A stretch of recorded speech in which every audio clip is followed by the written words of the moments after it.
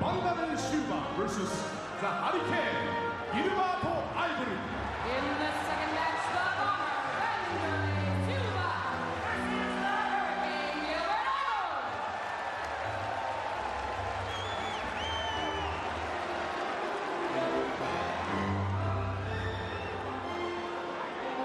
第3試合、プライドの番人、ゲイリー・グッドリッチ vs 幻のメダリストついに参戦、ヤツ・ヨシアキ。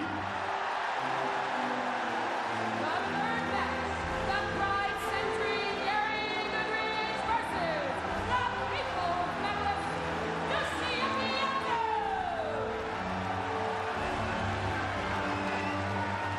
第4試合、金網の鬼、マイク・ボーク vs リアル12の三四郎、アレクサンダー・大塚。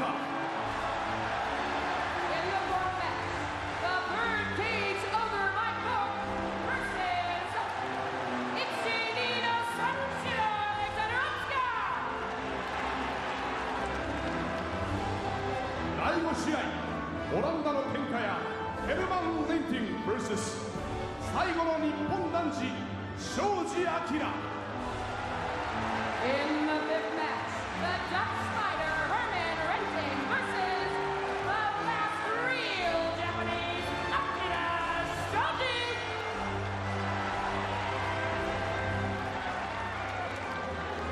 第6試合、アイアンプロレスラー高田信彦 vs 北の最終兵器イゴール・ボブチャンチン。 And in the sixth match, the professional Nobuhiko Takada versus lethal weapon Igor Vovchanchyn. 第7試合、明星食品スペシャルマッチ、暴走する柔道王小川直也 vs 喧嘩空手一代佐竹正明。 In the seventh and special match, the King of Judo, Naoya Ogawa versus the Karate King, Masaaki Satake. 第8試合、地下プロレスのドンシャノン・デ・キャノン・リッチ vs スーパーグラップラー桜庭和志。 And ladies and gentlemen, in the eighth match, the dawn of the underground, Shannon, the Cannon Ritch versus the super wrestler, Kazushi Sakuraba. Gathered here today, ladies and gentlemen, are 16 of the strongest warriors in the world. And now, at last, the festival of courage begins. 正義なる力、絶対なる強さを求めてここに勇者見参。全8試合、16名の選手によりプライド11パワークエスト。Hello, fight fans, and welcome back to Pride Resurrection, a historical video series dedicated to the Pride Fighting Championships, where with each episode, we'll take a look back at a specific event from Pride's history. And today, dear viewers, we're going to be taking a look back at Pride 11, Battle of the Rising Sun. Dun dun dun! I am the most dangerous man alive today, joined by the Colombian Good Vibe. Woo! I like it, man. Every episode you're getting more energetic. Getting a little bit more hyped up. Ooh, this erection is just getting that more energetic too. By the way, listeners, I just noticed this, and don't ask me why. Both me and the most dangerous man alive today are currently wearing pants with holes in the crotch. Really where? Yeah, no. I trust see me. it. Trust me. We're good. We're good. His pants are in a lot awfuler shape than mine, but I'm getting pretty close. It's October 31st, 2000, and a spooky day calls for spooky action in Japan as the ancient ghosts of feudal Japan rise and possess the bodies of young warriors to continue age-old battles in the ring. No shit, this really happened. The Osaka Castle Hall will play host to the scary events in front of over 13,000 fans, and tonight we're going to be treated to 8 bouts featuring all the faves. Before we get into this event wholesale, I have some errors and omissions from the last episode. Fuck me. During the intro, I bullshitted on how Dan Severn lost to Pedro Hizo since I didn't have the full fight of Bad Boys video to see for myself. Dan Severn gave up from damage to his leg, not punches. Thanks Tom Tanaka for correcting my dumbass dope. Wanderlei Silva snuck in a headbutt against Guy Mesger. Quadros noticed it. Jules' eyebrows noticed it, but neither one of us did. Dope! Somewhere during episode 11, I said something about Jose Landy Johns and him fighting against someone, and it might have been a fix. But thanks to Crash Stitches 79 for pointing out that Jose was a badass, and I was totally wrong. Sorry, folks. Giant Ochai's ass words read Mamushi, which is a poisonous snakes. Special thanks to Ensign Inoue for translating that for me. Go follow Ensign on Twitter. Did he actually answer you? Yes. Saying that? Yeah. Oh my god, that's awesome. Regarding Igor Vovchanchyn and if he was ever submitted, the most dangerous man alive today was right. He was knee barred, according to Wikipedia, in his third fight. I got that right. Ken Shamrock was in fact kneed in the groin in his fight with Fujita, which I had wondered about, but I didn't care enough to actually rewatch. Andy Hugh wasn't Dutch, fuck me, despite me calling him Dutch kickboxer. He was Swiss, duh. Thanks to Daniel Burkhart for correcting me. All white people are the same. It's not really that big of a mistake. Sorry, Swiss fans, I didn't mean it. Friend and loved one Jardog actually found the missing fight between Masaaki Satake and Kazunori Murakami. Remember this dipshit from Pride 1? I watched the fight.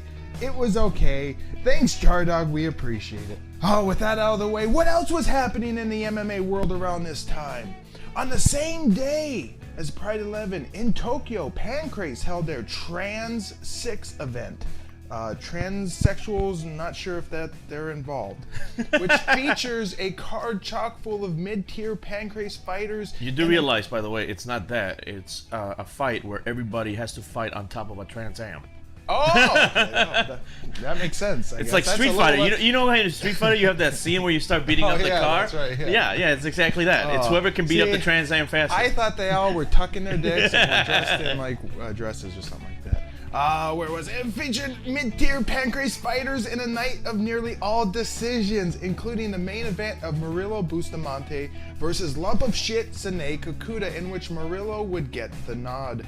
The only fight I have from this event, though, features Genki Sudo taking on Craig Oxley, which is a hilarious fight featuring Genki doing Cesaro's swinging wheelbarrow move in the fight. No shit. Like actually someone trying to do it on an actual fucking fight? And this was back in 2000. Oh my lord. Maybe that's where Cesaro got it from. Oh, sweet Jesus. Alright, with all that done, let's get into it. Pride 11, Battle of the Rising Sun. The show opens with grand introduction of our fighters featuring hot babes, Lenny Hart vocals, and the overture music from Dragon Quest. By the way, one thing, love the entrances. Love that they're having these entrances and introductions. Love the chicks, very skimpy outfits, fantastic. Yes. However, it's like my erection could only get halfway because their face, they really didn't want to be there, and that takes away from the fantasy of everything. What? Yeah, like you look at some of these girls that are walking out with some of the fighters, and you're like, no, she does not want to be here. Like she was fucking kidnapped and told by her feudal lord that she had to be there. Fuck if I know. I don't know how shit works in the Land of the Rising Sun. But like, I'm used to that look, so I have super erection. Oh man, lucky you. I haven't pulled a Cosby yet, so no, that kind of stuff doesn't. Does doesn't this taste like groupies?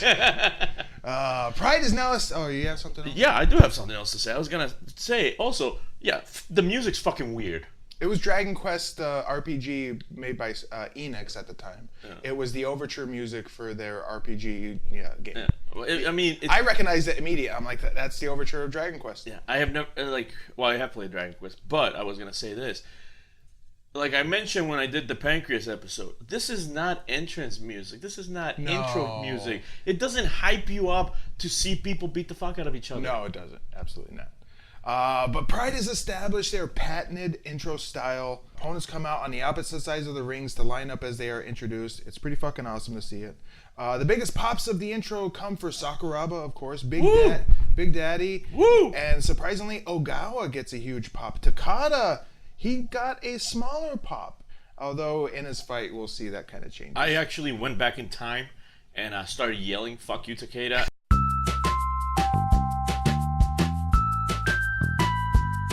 At every one of his fights. I really like to thank myself for the fact that he didn't get the biggest pop of the night. Yes. You're welcome, audience.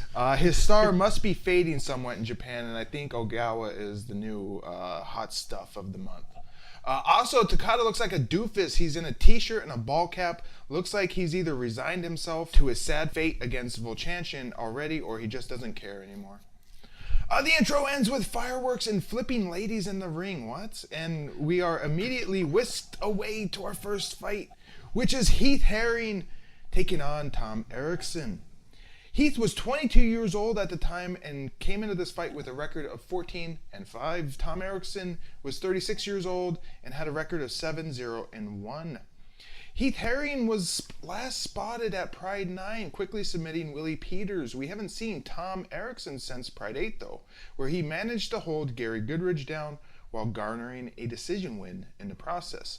Since their last appearance, neither man has fought, and so it's here that these two masses of man meat will wage war.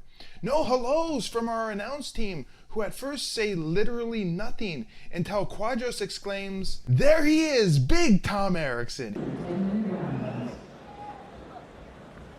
青コーナー193センチ、130.5キロ。狂気の発言、トム・エリクソン! There he is, Big Tom Erikson. And then, after introducing Heath Herring, the most dreadful words come out of Quadros' mouth. Nice hairstyle there, Eddie.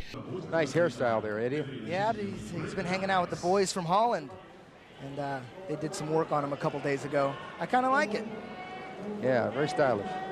Eddie Bravo is back. What? Yep. I mean, I do want to point out, and I wasn't sure about this. Is this the first fight in Pride between two Americans? Oh, la la la la. Because I couldn't think of any other. So listeners, if you know it, errors feel and free to correction. correct me. Errors and correction. That's an error and correction right there. Oh shit! How much have you been drinking before this? Jesus, I'm supposed to be the drunk one, asshole. I thought for sure Rutan was back for this event, but no, he's still gone. But it's a new event, so let's give Eddie a fresh start, why don't we? Yes. Erikson is giving up 14 years to the younger Herring, or maybe gaining 14 years of experience, depending on your point of view. Erikson looks right burly, and he would make a fine cover boy for Grizzly Bear magazine. Herring looks super svelte, with cute purple hairdo, and shows no signs of nerves and facing off against the imposing giant head before him. During a stare down, Quadros and Eddie postulate on what might be the strategy for this fight. Yeah, very stylish. You know, I think this is going to be a classic battle. There's two wrestlers, but they got a different strategy. I think Erikson's going to want to take him down and get him into the side mount, where Heath Herring, because he's been training him Muay Thai. You know what's the strategy? Leaving the poor guy hanging. Friggin' Erikson, man. Herring is trying to like be nice and like do like a handshake or like a hand on camera. I couldn't really tell, and Erikson just kept looking away. It's like twice. I was getting so sad for the man. It's like, don't leave that poor fucker hanging, man. That must have pissed Herring off. The bell rings for round 1, and Herring comes out with a front push kick, to which Erik lumbers in like a drunk man and powers Heath down to the mat. Yeah, Erikson doesn't give two shits about your defense, man. Right. He just fucking tackled him down. That's absolutely not surprising. Erikson lands in half guard and holds the neck of Herring before trying to work punches. Bravo states that it's going to be hard for Herring to get up, as Erikson is coming into this fight at about 290 pounds. Interesting rules tidbit. Tom Erikson's corner asked if knees to the head from the side mount were legal, and they were told yes. Yeah, Tom Erikson's cornerman at the rule meeting asked if knees to the head from the side mount were legal, and the answer was yes. As related by Quadros. Erikson works punches to the head and body of Heath. Bravo says that Erikson has been frustrated by fighters ducking him. Tom Erikson is one guy that a lot of people are ducking. That's definitely for sure. He's frustrated about that, Tom is. Tom goes for an Americana and Herring rolls, but this allows Erikson to get to the side, and then Herring goes for the knee bar, but gets none of it, and Erikson is still on top.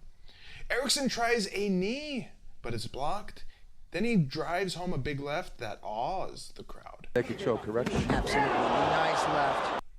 Herring manages to kick Erikson away and stands, but Erikson hugs him from behind against the ropes, and he cop drags Herring down to the mat. To a certain degree, it almost looked like Herring, like, because he almost grabbed onto the ropes, and then it almost looked like he just buckled himself, because he just fell so weirdly. Yeah, that's when I put in here that's like a cop drag. You know, you drag them down to their knees and then pull them. Yeah. Pull them back. Yeah, and it just looked it looked weird. Oh, let's see.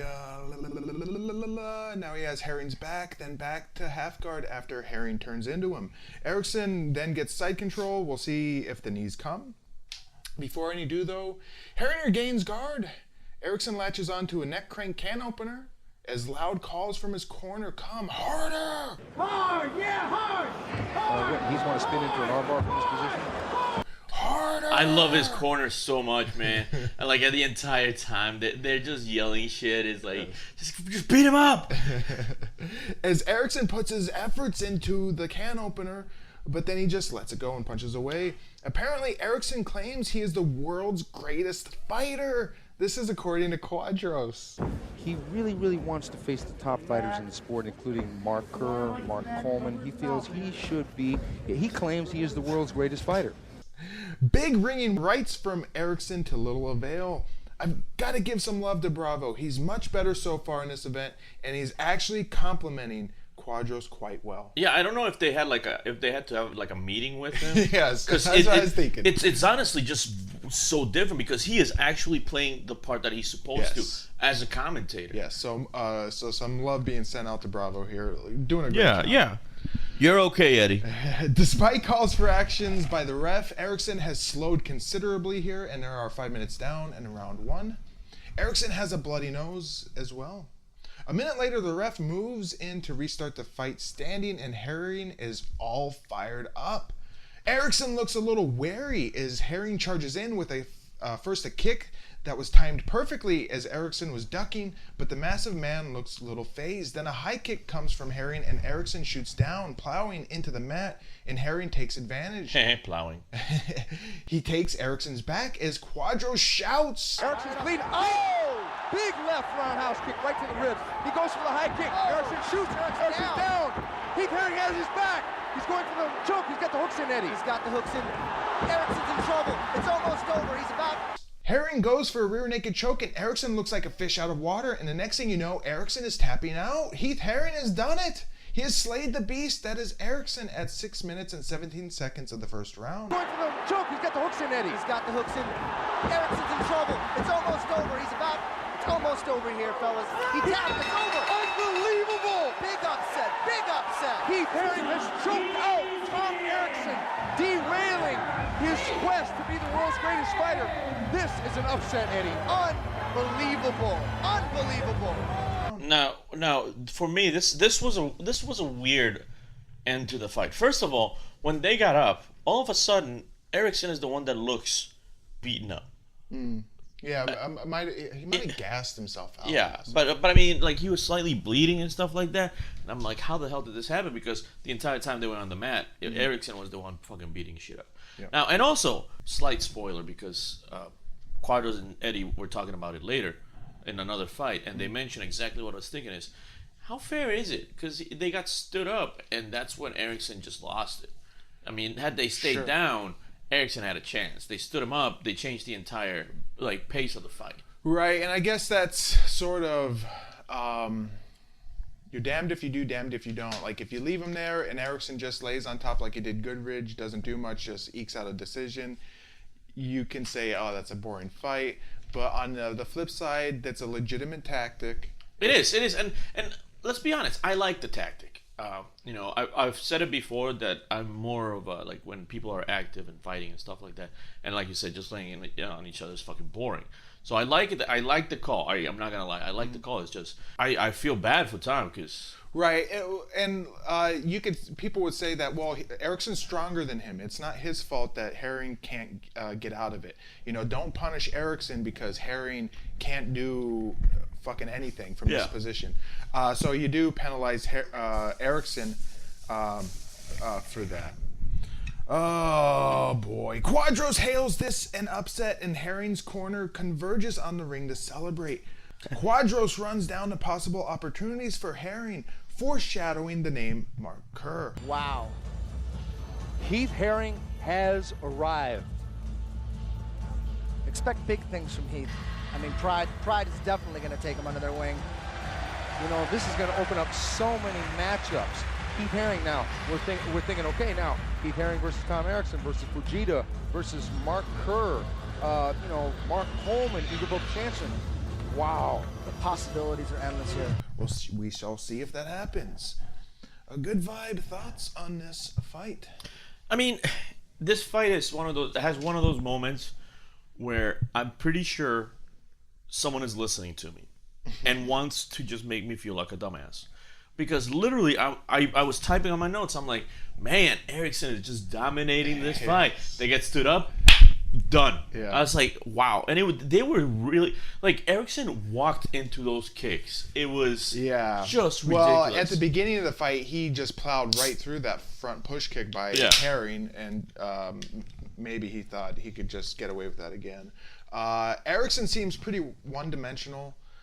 He is an expert at wrestling and ground control. He's a badass there, but it's his other abilities that seem to be lacking. Although it's easy to see why no one really wanted to fight him. He's 300 pounds of grizzly man that would scare anyone. But Herring was game and showed he is ultra dangerous. And you know who it wouldn't scare? Dan the Man Severn. Oh yeah, because that mustache would scare anybody else. Right, yeah, it's like deflecting. Yes, it deflects the. It holds any fear there. Right. So what would become of our two perennial plump punchers here? Herring will be back in short order for Pride 12. Brrr. Cold Fury, held over a month later in December of 2000. There, he'll take on Ensign Inoue. As for Erikson, we won't see the massive head again until Pride 17, Championship Chaos, where he'll take on Bedford, England native Matt Skelton, a late-blooming kickboxer who took up the MMA sport only 2 years prior at the age of 32. Looking forward to that. See you then, boys! Fight 2 on the card sees the axe murderer Wanderlei Silva versus Gilbert the Hurricane Ievoh. Silva was 24 years old with a record of 13-3-1 no contest. Now, is it just me, or does every time we see Silva, does he get uglier? By the way, listeners, I don't know if you know this, and I saw it earlier today. There was a story about how there's actually a dog contest about the ugliest dog. Yeah. And there's pictures of this dog. And it looks a lot like Silva. Yes, well, funny thing about Silva, not to derail here, but we were supposed to record this a couple days ago. We're not recording this until Saturday, and tonight is Bellator MMA. They're having Wanderlei Silva. He's fighting in a grudge match, finishing the grudge match with Chael Sonnen. They've never fought. They were supposed to fight. There was so much shit talking. Chael Sonnen talks shit about Brazil. He says all these fucking crazy things about Brazil. So they're finally putting rivalry to bed. That's cool. I'm looking forward to that. Gilbert Yvel, he was also 24 years old. His record was 25-5, and he also had won no contest. Both men are back after impressive knockout victories at Pride 10. Silva battled it out with Guy Mesger in a slugfest, and Gilbert Yvel quickly stopped Big Daddy Goodridge via head kick KO. Little note about our two fun boys here. They were born only 3 days apart.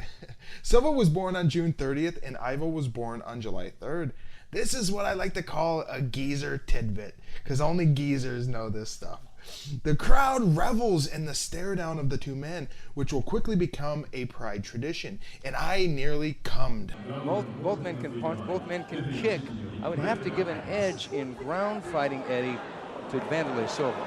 Yeah, I would have to agree with you there. Like I said in the opening, I think Gilbert's a little too tall, a little too strong, a little too big for Wanderlei. Wanderlei, in my opinion, is going to have to take him down. Now that's a stare out. When it happened. Big load. I couldn't with something that ugly. Fuck no. Give me at least a paper bag of pleasure. Jesus. Round one, the bell rings, and Silva is giving up quite a bit of height to Yvel. Height, weight, everything. Yvel is bigger in every way and form. I assume because he's black, he's also bigger down there. There's a crisp low kick by Yvel, then an inside leg kick by Silva that Yvel took offense to, or more specifically, his hard salami took offense to. Nice low kick by Gilbert Yvel. You can hear that hit his cup.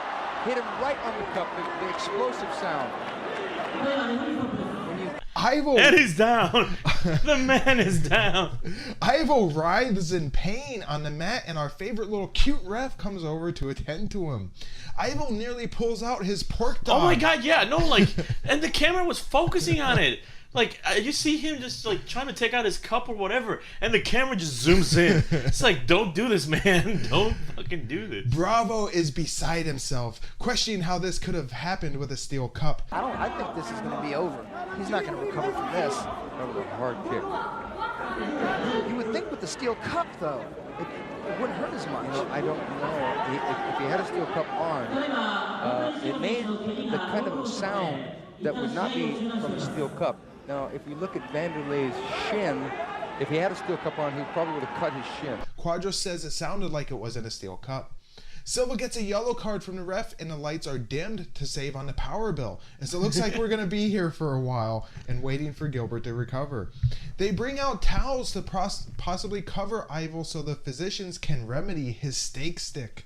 Clearly, Yvel's beef bust is in such disorder that he is not going to be able to continue, and we are repeatedly shown replays of Silva's foul on Yvel's meat sickle. Gilbert does eventually stand, but is near vomit as Silva keeps himself loose in the corner. Yvel looks defeated, and his will to fight is gone, much like any boner he will have later. I'm going to go ahead and say, go on a limb here, and pretty sure I can say this 100% certainty. This is not the kind of pounding he wanted to take. Yes. No ring girls for him this night, methinks. Oh my god. But like when they show the replays, like you can see because of the way he was striking, he turned into it. So it was just a lot worse. Yeah. Like the kick was into it, and I don't care if you wear a cup, I don't care anything, you're still gonna fucking feel the impact. Right. Oh, the stunned faces on the crowd. Defying all stupidity, Quadros and Bravo somehow get back on the subject of Tom Erikson and the fight with Herring. Well, it's ironic. A fight that was probably a sleeper was the Tom Erikson Heath Herring fight. That was an exciting fight in a different way. Yeah, no one expected that. Everyone expected Tom Erikson to completely dominate. The turning point was, though, there's going to be a little controversy with the referee standing him up. I know Tom Erikson is going to say that was the turning point, and they probably should have not stood the fight up. But you know, when there's no action, you got to do it. Well, Yeah. What the fuck? Yeah. Yvel's trainer makes hands gestures to Silva, trying to describe what happened to Yvel's cock. Sorry, folks, I'm all out of euphemisms. Hilariously, Bravo exclaims, "Looks like he's all right now. Give him another 5 minutes." Looks like he's all right now. Give him another 5 minutes. I laughed out loud. Bravo. I know, man. Like, you can look at Ievoh, and you're seeing he can barely fucking walk. Bravo, though. He's just so positive. I like it. The lights come back on, and Yuji Shimada, chief referee, gets on the mic and talks, saying something to the delight of the crowd. Well, he's saying that because of this kick, the crowd can now be happy because the black man now has the same size dick as all of Japan. Oh, zing.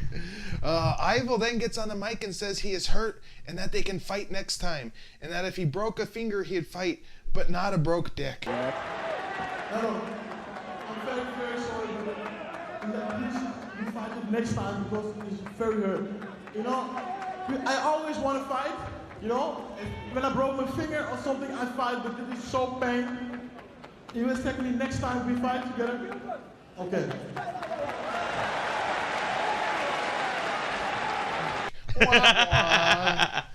The crowd applauds, and Bravo says it looks like the fight is postponed, and now the crowd seems confused because Yvel's leaving. They must have thought the fight was going to continue. Yeah, nobody there probably speaks English. So, like, they see the guy get on the microphone, and he's like, oh, he's better from being hella kicked in the dick. Yvel then limps back to the showers. It's thus declared a no contest. Good vibe. Any thoughts on this assault on Black Forest ham hogs? I mean, I never seen a Dark Tower go down that quick. But holy shit, no! Like it looked painful every time they played that. They played that replay so many times, man. Yeah. I was trying to masturbate to porn on the other screen, and I just couldn't do it, man. No comment from me on either that or the fight. So, what would become of our two pulled pork pummelers here? Silva would return in December 2000 for Pride 12 Cold Fury, where he'll face off against a debuting Hollywood Dan Henderson, accomplished Greco-Roman wrestler who I am looking forward to seeing. As for Ievoh, he too would return for some Cold Fury action, taking on Kazuyuki Fujita. Adios, muchachos! Fight 3 tonight features Gary Big Daddy Goodridge taking on newcomer Yoshiaki Yatsu. Goodridge was 34 years old at the time. His record was 10-12, while Yatsu, who hails from Japan, was 44 years old at the time with a record of 0-0. Seems legit. Fucker. Goodridge returns after being flash KO'd by Gilbert Yvel at Pride 10, and now he looks to smash some old pro wrestling doofus. But just who is this old pro wrestling doofus? Yatsu is a former Olympic wrestler, having represented Japan at the 1976 Summer Games. He finished those games not having placed at all in the tournament. In 1980, after the international boycott of the Moscow Summer Games, Yatsu declared his intentions to take up the honored tradition of pro wrestling. He quickly rose to headliner status in New Japan Pro Wrestling before leaving New Japan and joining All Japan Pro Wrestling, the main promotional rival in Japan, where he took up tagging with Riki Choshu. The pair would eventually win the NWA International Tag Team titles. In 1986, Yatsu attempted to head back to the Olympics, but had his dreams dashed by the IOC, who banned him from competing due to him being declared a professional and no longer an amateur. That is fucking stupid. Are they that dumb? Apparently so, dude. Apparently so. Through the rest of the 1980s and 90s, Yatsu would continue to wrestle. And in 1991, while in the Super World of Sports promotion, he would actually wrestle against Hulk Hogan for the WWF Championship in a cross-promotion exhibition. He, of course, would lose. Before Pride 11, Yatsu had been out of the spotlight for several years, and Pride, perhaps looking for a spectacle fight to get attention from the Japanese public, made Yatsu a big money offer, which he obviously accepted. And now we're here at Pride 11. Pre-fight, Quadro says Yatsu is 270 pounds, while Goodridge is 2 160 pounds, too big. Yoshiaki Yatsu, 270 pounds versus Big Daddy Gary Goodridge at 260 pounds. Another matchup of two big men. By the way, what's up with that fucking random ass crowd shot of the guy that hides behind his purse? Yeah, oh yeah, I have that written down here. I think I do. I'm pretty sure I do. I hope I do. We'll see. Gary Goodridge!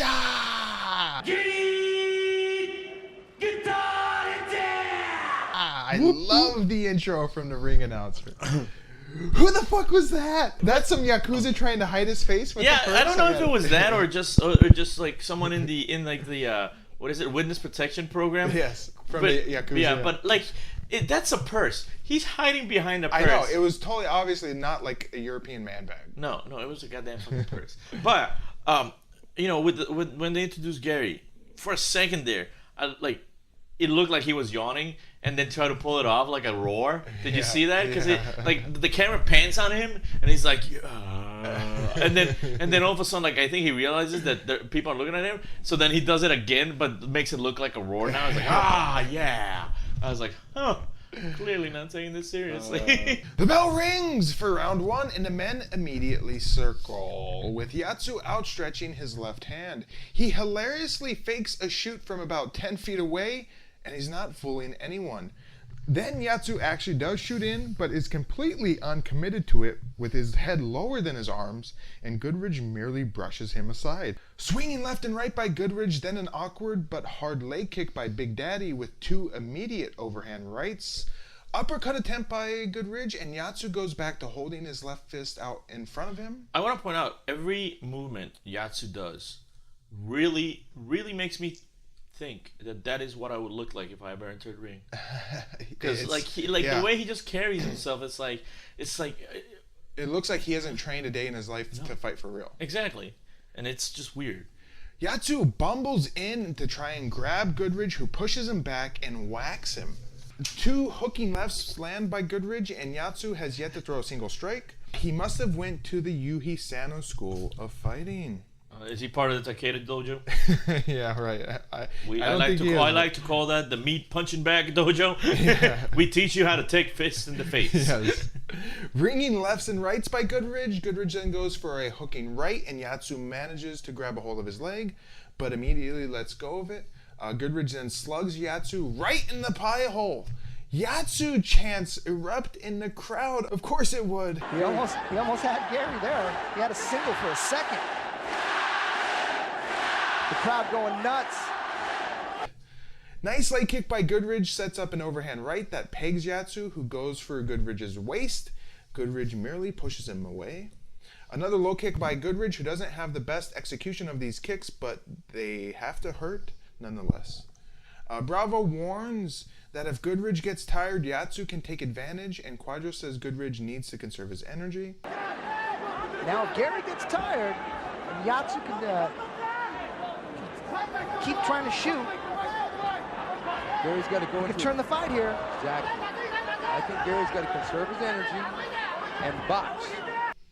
Goodridge wades in with another hard leg kick, then tries to pummel Yatsu with swinging arm punches. Good jab by Goodridge, and that is exactly what he should be doing. Stop loading up and stick to jabs, else he will gas himself out before this. And he's landing those jabs really good. Yeah, he really gets some good ones. Yeah, and you know what? Credit where credit is due. Yatsu can take a fucking beating. Yes. That's all he can do. Yeah. Because he doesn't have technique to do jack shit. Yeah, his skill in like a game, he would have 0 for punching, 0 for kicking. But like 300 stamina. Yeah, 300 for endurance or whatever.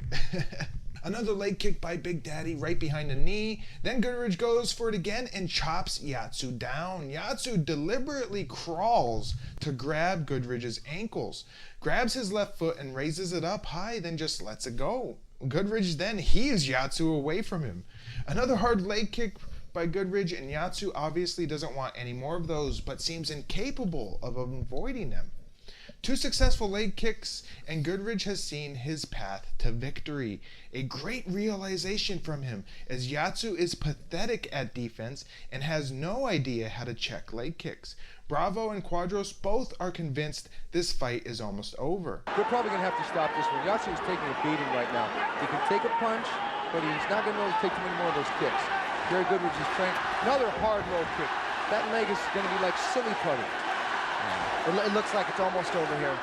And they were talking about Yatsu, and they said that he only had, like, he didn't want to do this fight, so his fans wanted him to.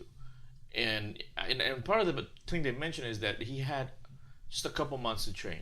Yeah, and like 2 months they said. Yeah, and most of those was spent doing like cardio work, right? Which meant didn't really have that much time for fighting training. Yeah, no, and I have that written down here. Bravo breaks down how his training went, and honestly, he was an Olympic wrestler, but he, as I detailed, he didn't get very far in the Olympics, and his minimal skill, if he hadn't stayed up on that skill, and pro wrestling is no equivalent to amateur wrestling, so that's not keeping fresh on your skill. All that shit that he used to know is probably long gone. Oh yeah, definitely. His takedown, he has no takedown It's so anymore. sad, which is like I said, it honestly seems like he's a member of the Takada dojo, because every fucking time someone from that thing shows up for their first fight, you can tell they're gonna fucking shoot like 30 minutes before. Yes.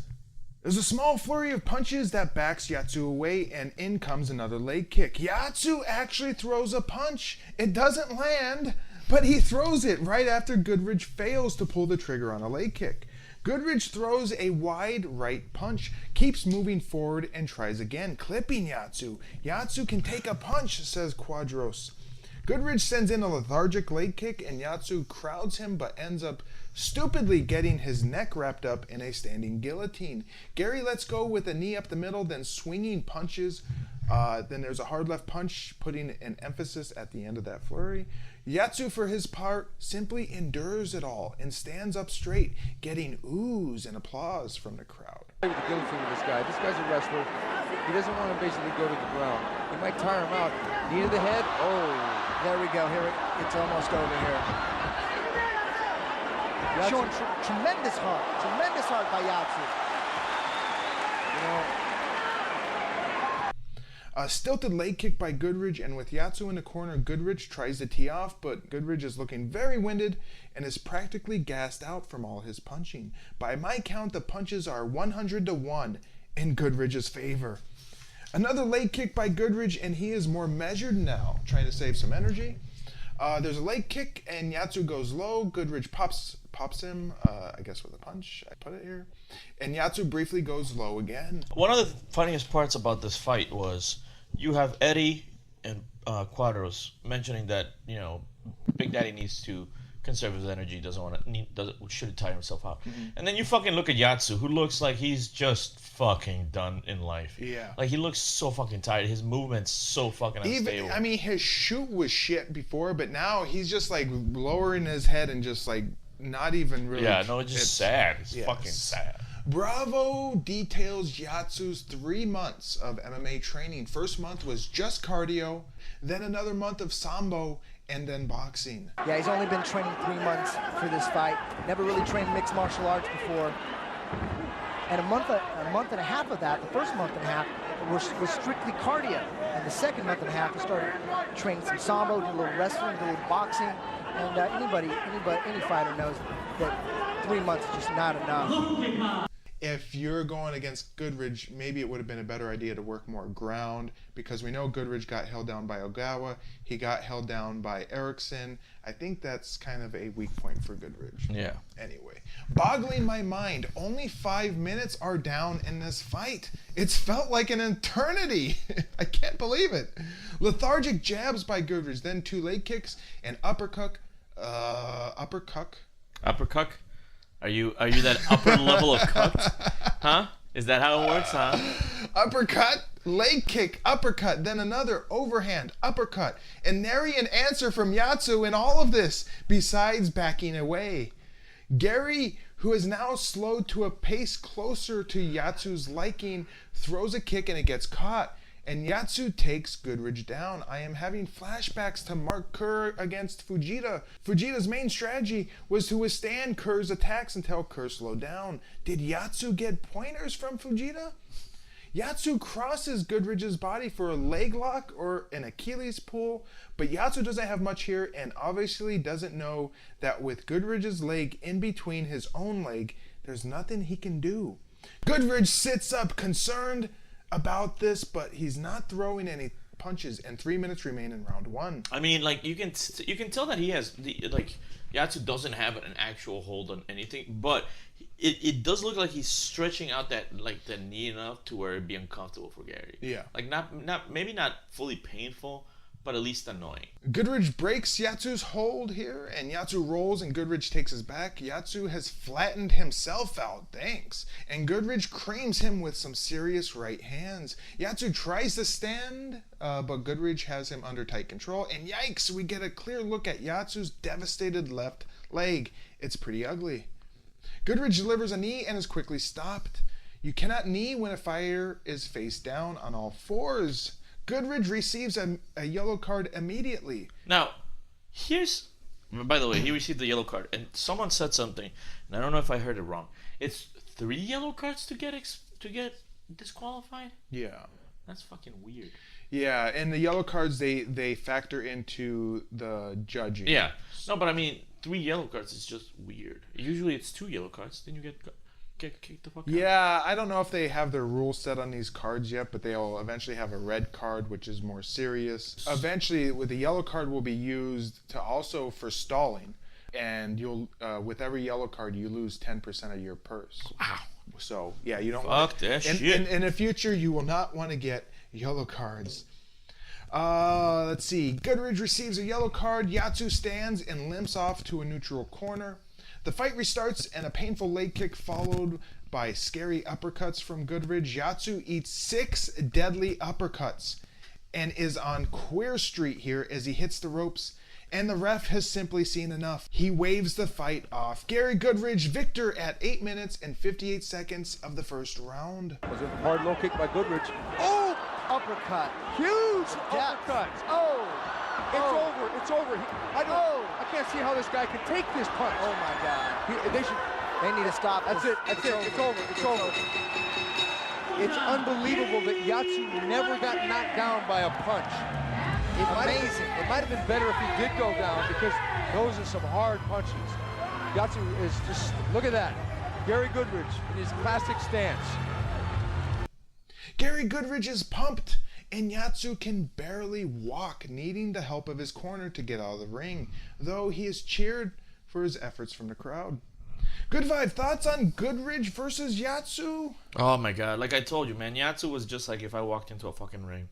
Just sad, pathetic, barely knows how to do anything. Extends his arm to look like he knows how to fucking guard, but then gets fucking punched on every fucking occasion. Yeah, if you extend the left arm to sort of as a blocking mechanism for punches, maybe to like wave it away or whatever, he didn't do that. He just held it fucking frozen. No, I'm not gonna say I didn't like the fight, because I can never say I don't like seeing Gary Goodridge beat the shit out of anybody. Yeah. But it just wasn't that great of a fight, because Yatsu just wasn't a great fighter. Yeah, this wasn't competitive at all. Yatsu had no attacking, no defense. He threw 1 punch the entire fight. He absorbed about 200, including about 25 deadly uppercuts. It's unbelievable that he was put in the ring with Goodridge without even the basics of fight knowledge. Pride officials must really hate Japanese pro wrestlers, as Yatsu was unwittingly sacrificed. This guy is supposed to be a legend, a fan favorite, a hero, and yet they threw him to the wolves. Why? It doesn't make sense. Before we move on to the next fight, friends, we have a special treat for everybody. Erection engaged. We have some words on this fight from Gary Big Daddy Goodridge himself. Woo! First off, we just really want to thank you for giving us the time. We really appreciate it. And we are in awe every time we watch you fight. We just love you over here, so thank you very much. Is that right? Glad you know. Well, our first question here is it's going to be all concerning the fight with Yatsu. Perfect. At Pride 12 or Pride 11. Pride 11, yeah. How did the fight with Yatsu come about? Did Pride come to you and say this is who your opponent is going to be? The Pride always comes in and asks me, this is your opponent, is that okay? Well, not really. They just told you you're your opponent because they knew I was the guy that fought anybody. Right. So they just come in and tell you, this is your opponent, no problem. It's Yatsu, and he's a professional wrestler, and he wants to try this for a while, blah, blah, blah, blah, blah. So I said, okay, let's go. Hey, Gary, this is the Colombian Good Vibe. How's it going? Almost wonderful. Oh, good to hear, man. Like my friend here said, thank you very much for taking the time for the a couple questions. Now, I just wanted to do a quick follow-up to that first one. When they told you that you were gonna fight this professional wrestler, were you just like underwhelmed, or did you just take it almost like a joke, or did you just take it seriously and train as hard as you would, a person with like 10 fights under their belt? You know what? I didn't take it as a light fight because at the time I was scared of losing to anybody. I took it tough. I trained tough for the fight.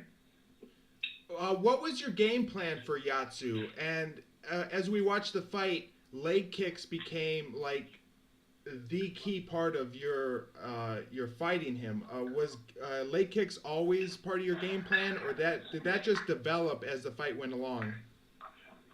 That just developed as the fight went along. I was expecting him to shoot me.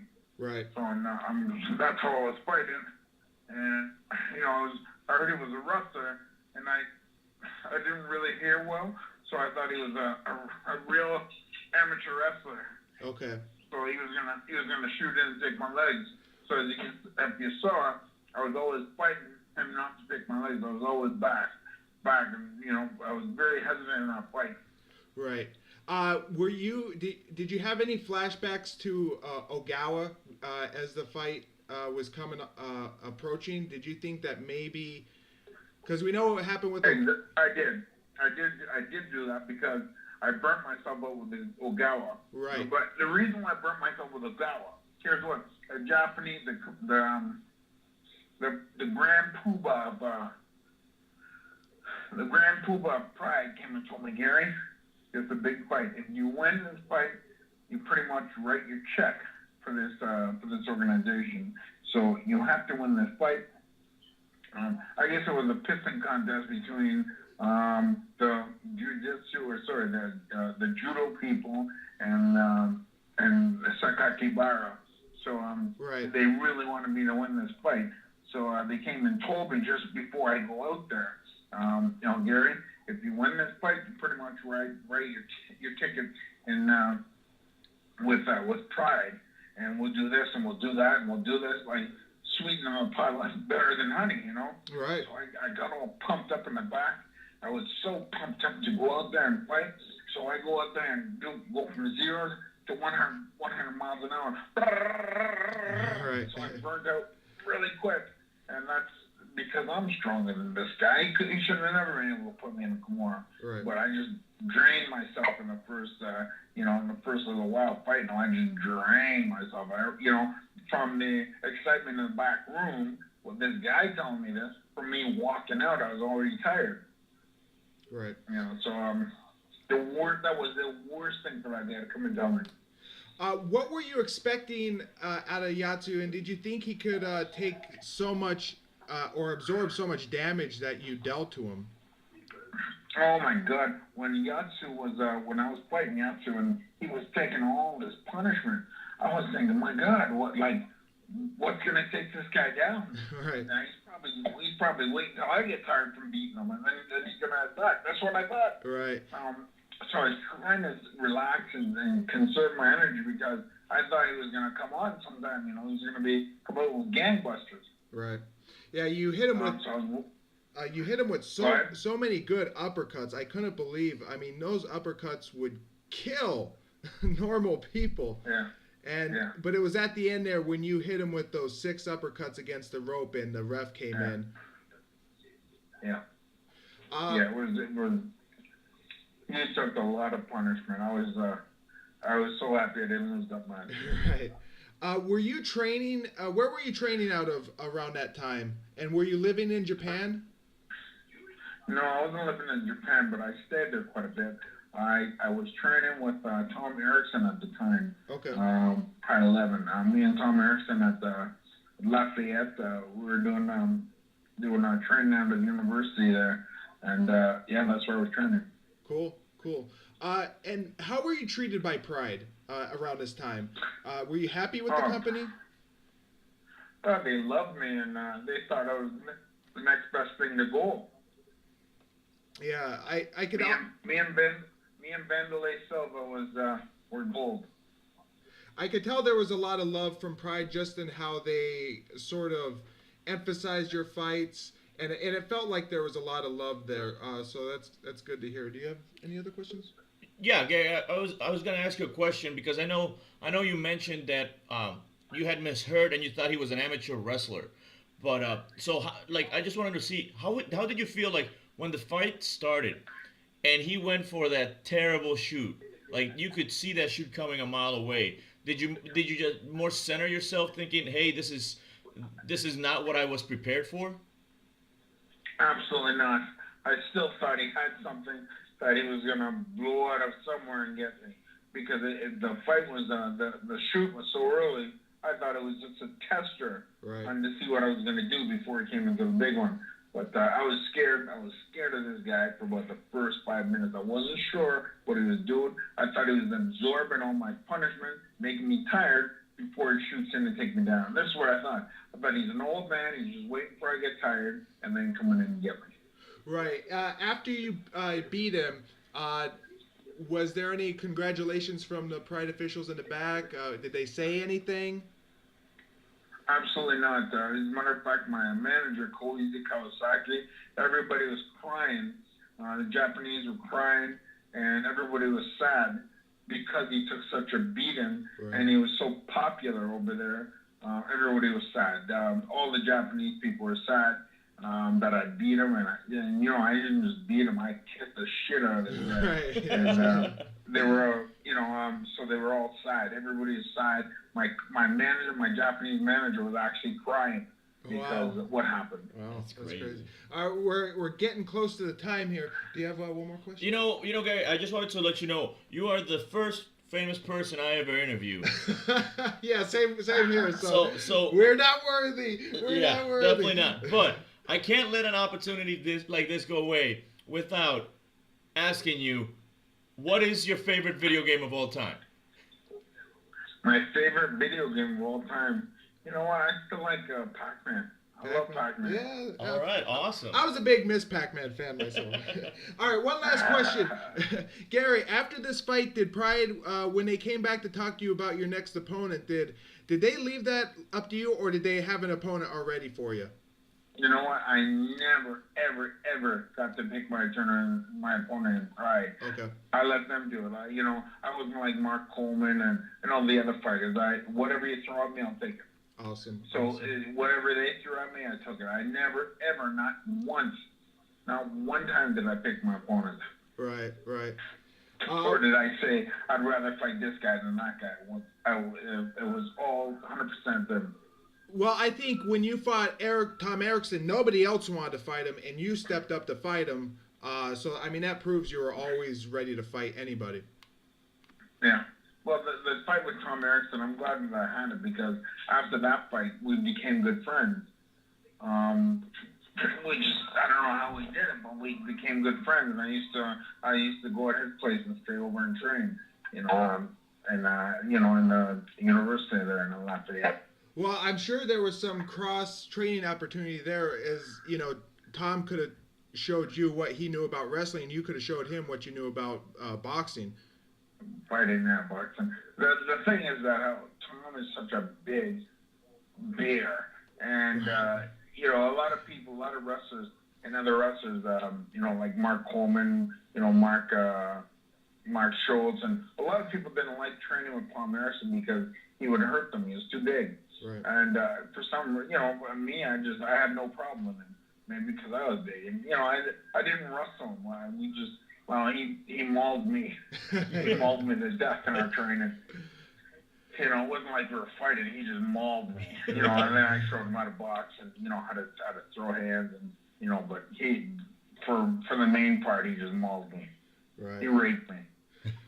Well, Gary, we again thank you so much for taking the time to talk with us. We really appreciate it. We're huge fans. Why don't you guys ask me more? Oh, Ask me okay. more questions. Oh, hey, hey. if you want to give us more time, we'll Well, happily take it. we have questions. So let me ask you this, Gary.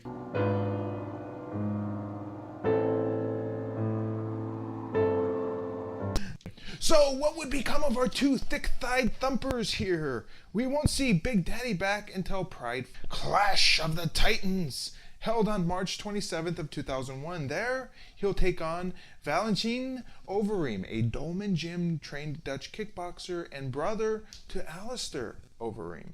Before then, Goodridge would make a stop at Too Hot to Handle, the Amsterdam promotion, to face off against Dirty Bob Schreiber. As for Yatsu, this would not be the last time we'll see him in Pride. In fact, he will return at Pride 16, Beasts from the East, where he'll have a rematch against Gary Goodridge. Why? Well, no, because when is Beast from the East? Like how far from now? It's Pride. Pride 16. So Pride 16. So he has, at the very least, what? Maybe a year at most? Yeah. About 5-6 months? That's assuming he's gonna put in any training. Well, I mean, no, that's true. Shit. You're right. You're right. Oh God. I guess why not? Why not have? I mean, let's be honest. If Takada thinks he can get a rematch against people, why not this poor fucker? Yeah, right. I see. I agree there. They're taking on the logic that if they see it fit to have Takada grace the ring with the best in the sport, Mark Kerr, Coleman, which was a fix, and then Igor Vovchanchyn for this one, I guess they'll feel okay. Yeah, he's a pro wrestler. He deserves to be in there with the best. Whatever. Exactly. Fight 4 on the card sees a returning Alexander Otsuka taking on newcomer Mike the Rhino Bourke. Otsuka was 29 years old with an MMA record of 1-5. Mike Bork, meanwhile, from the USA, was 31 years old at the time and his record was 3-1-1. Otsuka is back for more punching action after being unceremoniously KO'd by Ken Shamrock in a super bout match at the Grand Prix Finals, which was 5 months prior. Since then, he hasn't fought at all. As for Mike Bork, he's a King of the Cage fighter, and perhaps there's some sort of talent exchange happening between King of the Cage and Pride. Matsui fought at a King of the Cage event, and as we'll learn later, Otsuka himself, you motherfucker. No, I'm going to correct you there. I'm going to correct you there. 1 second. Because if Eddie fucking Bravo can call him Otsuka, so can we. Yes. So can we. Because I always want to call him Otsuka. Because I read the name that way, and that's how I want to say it. Clearly, Eddie Bravo agrees with us. That's all I need. I'm Yes. gonna call him. I don't care if I call him Otsuka. Fuck it. I don't care. If it slips out, it slips out. Otsuka would head over to fight in a King of the Cage event later. Bork made his MMA debut in 1999, choking out Justin Bumpus, actual name, at Cage Combat 15 with K's. Cage with a K. Bumpus would only have 2 fights in his MMA career, both in Cage Combat. After that, Bork joined the King of the Cage promotion and fought Steve Treadwell twice in a row, losing the first time via 11-second KO at King of the Cage 1, and then winning the second via TKO at King of the Cage 3. He had a draw against Roger Godinez at King of the Cage 4, and then a month prior to Pride 11 here, he fought John Matau at King of the Cage 5, where John's corner halted the fight after the first round. Matau, a jumbo-sized man, had once appeared in the UFC. He was knocked out by Tank Abbott in about 20 seconds at UFC 6.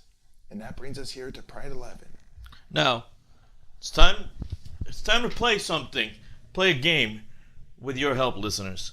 Because it's time for the section of What Does He Look Like? Oh! Well, we have Bork, right? We have Bork. And I don't know which one is better. Now, is he Big Show's mini-me? Yes. Or is he the main guy from Pawn Stars? Oh yeah. Which one, Brick. listeners? Oh, Vote your listen, vote. I can put in some Pawn Stars memes right now. You know? Oh boy, huge weight difference between our two fighters here, as Bork looks a good 50 pounds heavier than Otsuka. He also lacks any sort of expanse between his head and chest. And he also looks like, honestly, when I saw his outfit, I thought he was headed down to the gym and got stopped. It's like, hey, Yeah. do you want to be in an MMA fight? Yes. The guy's like, sure, why the fuck not? Because he has like a fucking like loose tank top, Yeah, like those gym shorts. gym It's shorts, like, yeah. like this is not a fighter's getup at No. all. And he's wearing shoes, isn't he? Like, Yeah, like oh my it's so God. fucking weird. It's like, yeah, like they went out, it's like, oh shit, someone canceled in the card. We need a quick filler up. Yeah. Hey, you, random person walking down the street. You want to fight? Holy shit introduction for our fighters. It is totally insane.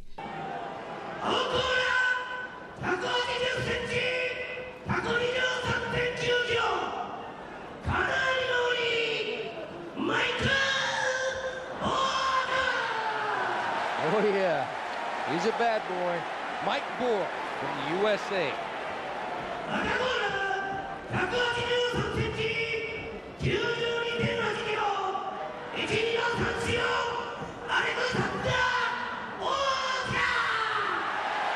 Quadros recounts Otsuka's crazy habit of appearing in pro wrestling matches the same days as fights.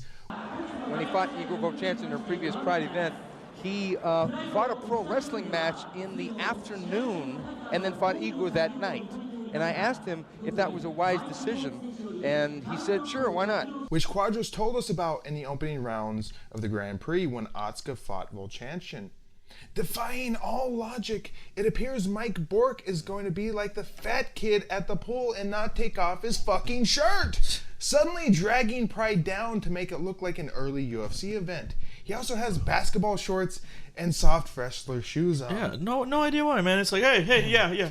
You were going to the gym before, now you're gonna be in a fight. Right. He must have flew over with Shannon Ritch, and you know, it's just like part of his posse or something, and they just said, we need a fighter. This guy that's with you. He's like, what do you got in the bag? Let's get into it. The bell rings for round one, and the fighters meet, where Otsuka delivers a leg kick, then another, which is nicely checked by Bork. Another leg kick, then Otsuka switches to an inside kick, which Bork counters with two lefts. The men clinch with Bork around the neck, and Bork then sends up a knee on the break. Laugh out loud, what the fuck, BBQ. Stupid ass Otsuka tries his drop kick to the leg. Oh my god. Holy shit. No. You why? Oh my, why?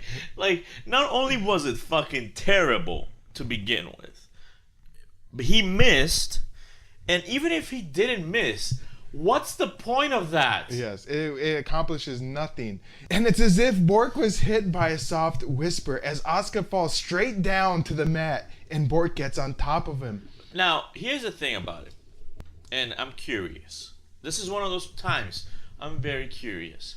And at the same time, I want it, because either what kind of drinks or drugs are Quadros and Eddie on, because they fucking complement it. Yes, it doesn't make. I think they're being nice here. At the very least, like sweetheart, because like, oh look, he did his drop kick. Haha, that's great. He did say he was gonna try to do his drop kick. Ha ha ha. Fuck off. It is, if that's your signature MMA move, it is the worst signature MMA move ever. The men fight for position, and Otsuka settles to his back, then goes for an armbar, and Bork smacks Otsuka twice. Otsuka gets his foot wrapped up in Bork's tank top, and the ref gets it free.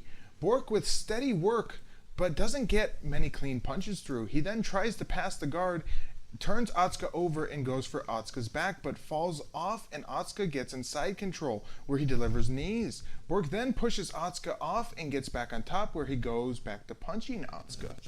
Otsuka then pulls his legs in front of Bork's face, and at first it looks like he's going for a triangle, but then he locks down both of Bork's arms, and Bork, unable to do anything else, bumps his knee into Otsuka's ass to signal he is tapping out. No shit! Apparently a double arm bar? Posting it straight out. Oh, nice, nice. He might have it here. He's got both arms. He tapped. Beautiful, beautiful. Double armbar. Alexander Otsuka. Woo, that was excellent. I've never seen that. Yeah. Fuck you. It was so weird. It's like, what the fuck are you tapping? Like, there's no way. Like, Bork was in that much pain or whatever. But yeah, he was tapping with his knee, which, by the way, very interesting technique to tap. Yeah, he might have thought it was hits. Otsuka is a winner, believe it or not, by a double armbar at 2 minutes and 37 seconds. I don't believe it. It's bullshit. I don't, man. Anyone that thinks dropkick is a good idea in MMA should not ever fucking win. No. Otsuka, the stupid dummy, does a backflip and nearly lands on his face. Yeah, he fucking failed the flip. It was great.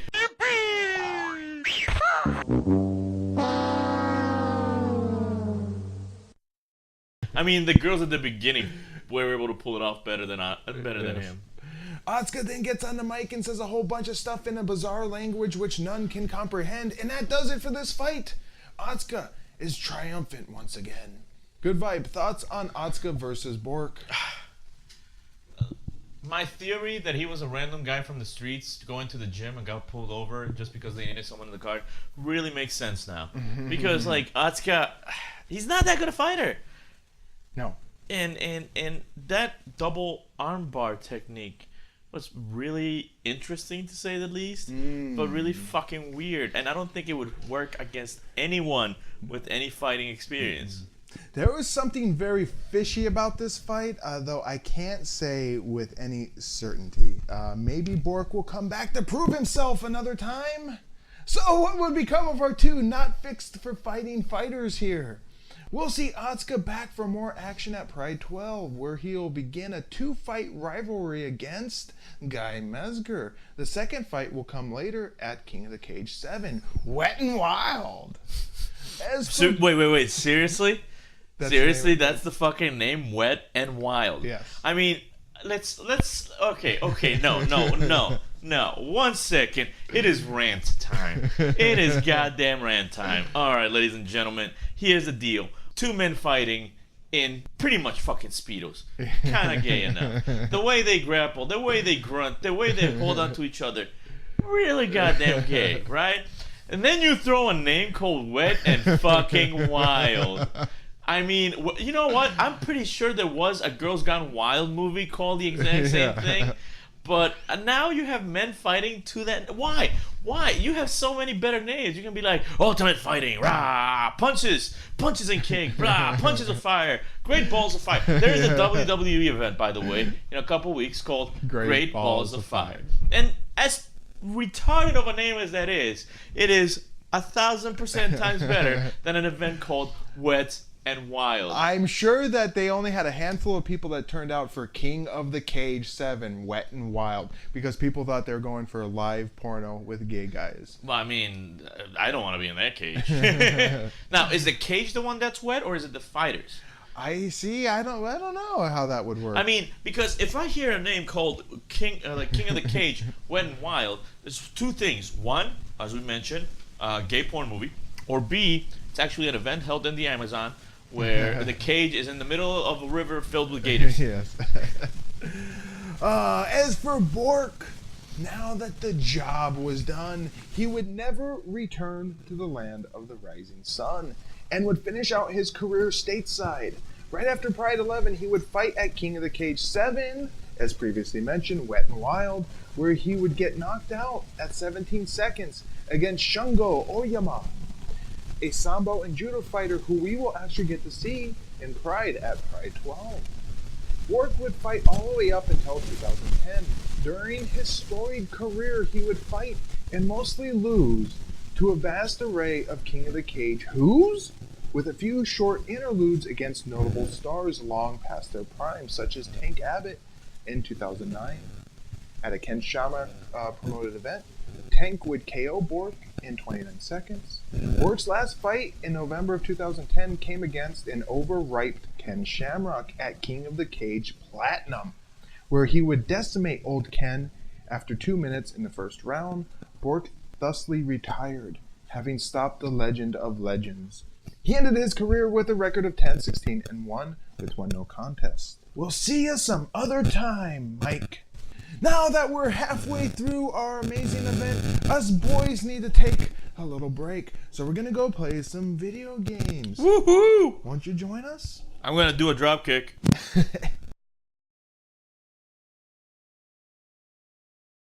Welcome to intermission.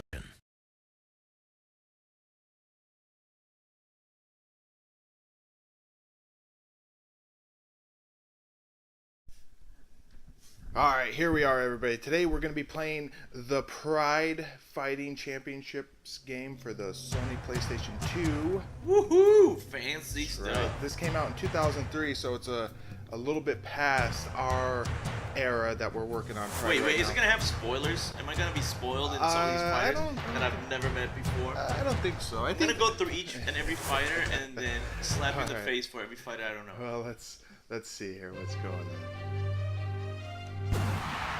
Alright. Round 1 match. And see, it doesn't have, I think there's supposed to be things over here. I don't know if that's a problem with the emulator, but it tells you down there, fight against a friend. Alright, we're fighting against... I know exactly who I'm going to go pick. I'm going right down. There he is. Let's see. Okay, I know Shoji. Alright, Otsuka. Alan goes. Carlos Newton. Alright. Dan Henderson. We'll see him next Pride. He hasn't shown up yet. That's one slap. Guy Masker, alright. Yvel. Big Daddy. Igor. Heath. Harry. Yeah, we see. Anthony Noe. Kim Shamrock. Fujita. Man, so this one I don't think I remember. No, he hasn't debuted yet. Don Fry hasn't debuted yet, though. We saw him behind the scenes.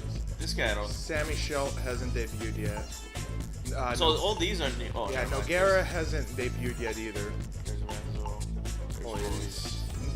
Hua hasn't. I can't believe they have Ninja Hua, but they don't have Shogun. I'm gonna be Wanderlei Silva, the ugliest man on television. This is not gonna be good for Takada. The next fight. Nobuhiko baby bitch kicks Takada.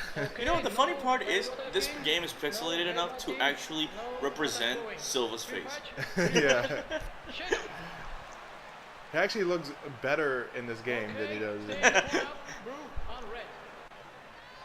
Look at those white shorts. Yeah, I know. He never wears white shorts. He wears black shorts.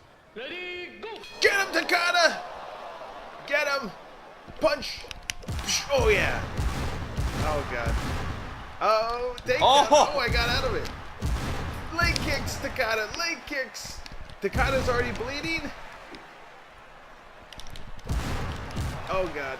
Whoa, takedown. No. Oh, no. Yeah. Hold him. Yeah, reversal. Takada. Oh, yeah. No, Takada. Get him back. Punch him.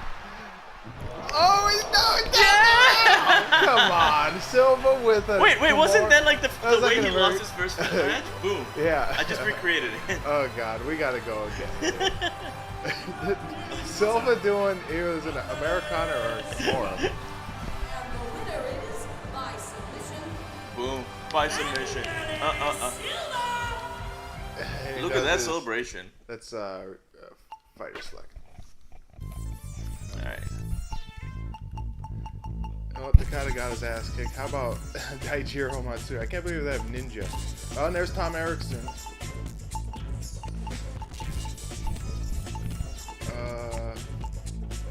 I'm gonna go with anything goes with Island Goes. Oh, okay. I'm gonna go with Dan Henderson here.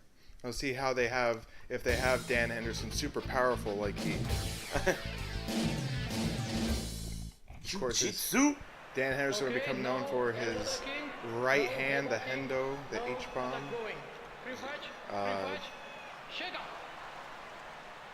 We'll see. He's probably more wrestling in this version, though. Alan goes. Get him, Henderson! Kick his ass! Get him with the Hendo bomb! What are you doing? Oh, that's how you defend, I guess. Ow. Oh! Get it! No! Punch him, Henderson!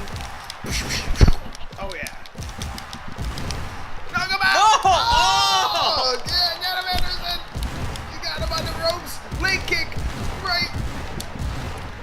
Look at all the blood. Look at how the blood just. Yeah, that one. That one. Fuck out of here. Don't they have like stamina bars? I can't believe this.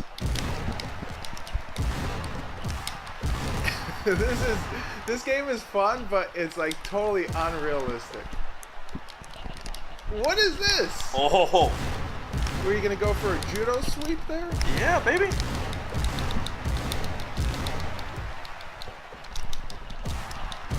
Oh, come on. KO. With what, a leg kick? Cheating is... I is knocked you we're- out with the leg kick. Oh, boy. Okay, so I guess once you get down to 0 health, that's it. There's no recovery, nothing. That doesn't look anything like... That looks like Chris Weidman. Didn't look like Dan Henderson. All right, we'll do one more here. The rubber match. Gonna go with the big man himself, All right, well... the Russian tank here. Jeez, well, I was gonna say, what dipshit hasn't Vovchanchyn fought? And he's fought Matsui, he's fought Otsuka, he fought Shoji, and Takada. So he fought Sakuraba too. He's fought all of them. How about Don Fry? Don Fry. Well, you win on mustache alone. That is, yes. Who has the better mustache, him or Severn? Ooh, that's What an happened? interesting question. I would need What'd a you side-by-side do? comparison. Oh God, I think it. Oh, okay, there we go. I like how you start blaming me. I have the fucking control on this side, not even touching it. You're hitting all the buttons. So all of a sudden it's something I do. He's got the red, white, and blue trunks, of course. Don Fry. Shake him! Do I have polka dot shorts? Oh no, just red. Okay, stay in the corner. Blue on red. Judge. Judge. Let's go! Get him, Fry, for America! It's America versus the Ukraine/Soviet Union. Oh, Fry was winding up. Boom! Boom! You gotta, if you twist back on the joystick, you can do that, like wind it up. Oh! Look at, oh, he's taken down! Punch him, Fry!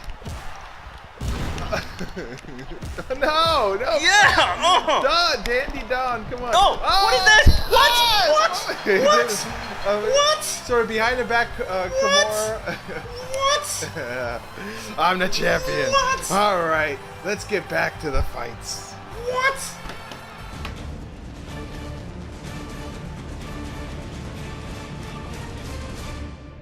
And our second half's about to begin.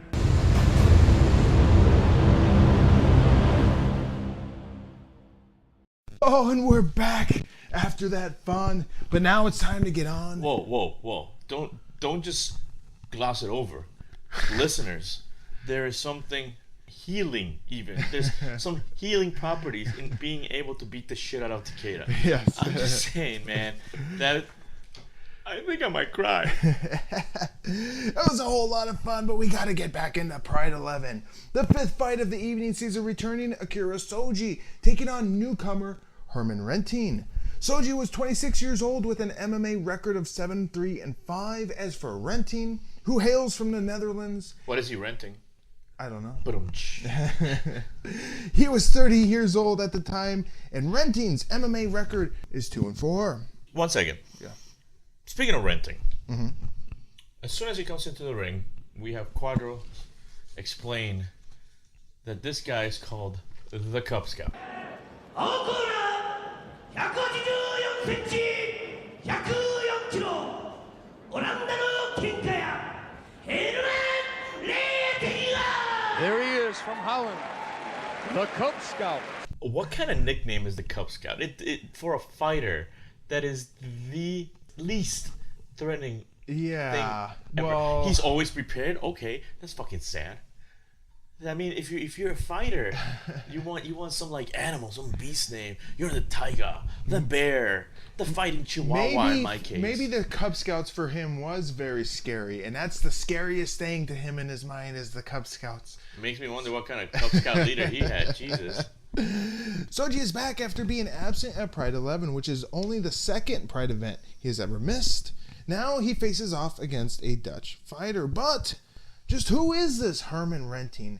Hey friends, remember last episode when I said that Herman hadn't fought since 1995 and this fight might be a fix because of that? Well, I was wrong. Hashtag errors and omissions. Yes, you too might be fooled, as the big online sources for knowledge show Herman's record as only being 1-1 coming into this fight, but little do they know that a lot of his fights and rings are not listed on his record. This is where research pays off. Yeah, wait, how can they not be shown in his record? If you fight, it's on your record. Because, Wikipedia, the big source is, you got to have people that are dedicated to updating that and actually putting in the right stuff. So I guess people don't care about poor Herman, as they haven't kept up his record. He doesn't buy love, he rents it. Yeah. Boom, nailed it. Oh, God. Renting began his career in rings as far back as 1991, where he debuted at Rings Spirit U on May 11th against Peter Smith in Yokohama. But during that period, Rings was a shoot-style pro wrestling promotion and would stay that way until around 95, when it transitioned to a real MMA format. This means all of Renting's fights during the early 90s are considered works. It's after that his record in Rings is head-scratchingly absent. But being a super sleuth that I am, I found a little-known listing of every single Rings event ever with the fight results. Sorry fans, I am not a Rings connoisseur and know only a little bit about it, and I suggest taking this listing with a grain of salt, like everything online. But according to it, Renting had 4 fights in Rings in 95, going 2-2. He took a couple years off, fought once in 97 against Yoshihisa Yamamoto, a loss, and then he fought once in 1998 against Wataru Sakata, another loss. He hasn't fought since then though. So now we know. Shoji is giving up a bit of height and weight, but Shoji looks to have put on some muscle, and he doesn't look as bloated as he had previously, so that time off from Pride did him some good. Are we ready? Honestly, I will say this, and maybe it's just me, but Shoji looks in better shape. I just said that! He does. No, the reason I'm repeating it is because it really comes as a surprise, because he just keeps, every fight prior to this, he kept getting flabbier and flabbier. Yeah. And all of a sudden he just shows up looking good. Yeah, he looks very strong. He's looking really good. Round 1, the bell rings, and Quadros calls this technique versus street fighting. Okay. Technique versus street fighting. Yeah, which one is which? I don't know. Reaching jab by Renting, easily dodged by Shoji. He then feints a kick, causing Shoji to circle away. Shoji rushes in and gets a hold of Renting, where he takes him down. Shoji then works Renting away from the ropes. Smart move, and that impresses the crowd. Renting working hard to keep him close. We'll see if Shoji's going to be happy staying in the guard, getting grounding and pounding, or is he going to try to pass the guard? Works the body and then the head. He postures up and moves to the side, where he continues to work the body. Renting is like a turtle on its back, unable to do much here, as Shoji then mounts him. Shoji peppers the body and head of Renting more, and Renting tries to turn into Shoji. Shoji chins him, and Bravo calls it a headbutt. Oh, he just chinned him. Looks like a headbutt. Shoji goes back into side control, puts a knee on belly before going for the mount again. Shoji goes for an arm bar, but he had no control and wildly slips off, allowing Renting to stand. Shoji tries to kick and then dives towards Renting's waist, getting Renting down, taking mount, and then Renting's back as Renting turns. Shoji now tries again for the arm bar, falling back, and just like that, Renting is tapping out. Oh, a little too wild, a little too wild. A little too wild. Shoji coming after him, going for the double, and down they go. Half guard. Mount again. Oh, he's got his back. He's going for the arm. There he goes again. Arm bar to the mount. Oh, there it is, Shoji. He loves that move, Eddie. He loves that move.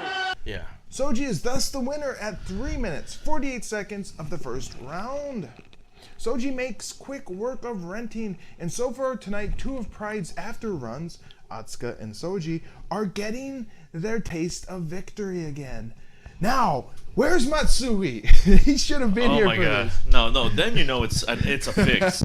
Then you know it's a fix, man. If Matsui starts winning, no. Okay. We don't get to hear Shoji on the mic, and we're already off to the next bout, just like that. Good vibe Thoughts on this one? I mean, this is one of those fights where I find it kind of interesting, and it always leaves the question, right? Because we just talked about how Shoji does look better physically, so that means that he's been training. So and he did look better in the ring, but then again, that makes me wonder: is that Shoji being better? Or his opponent being terrible? Because let's be honest, Renting should have rented some time at the gym. Yes.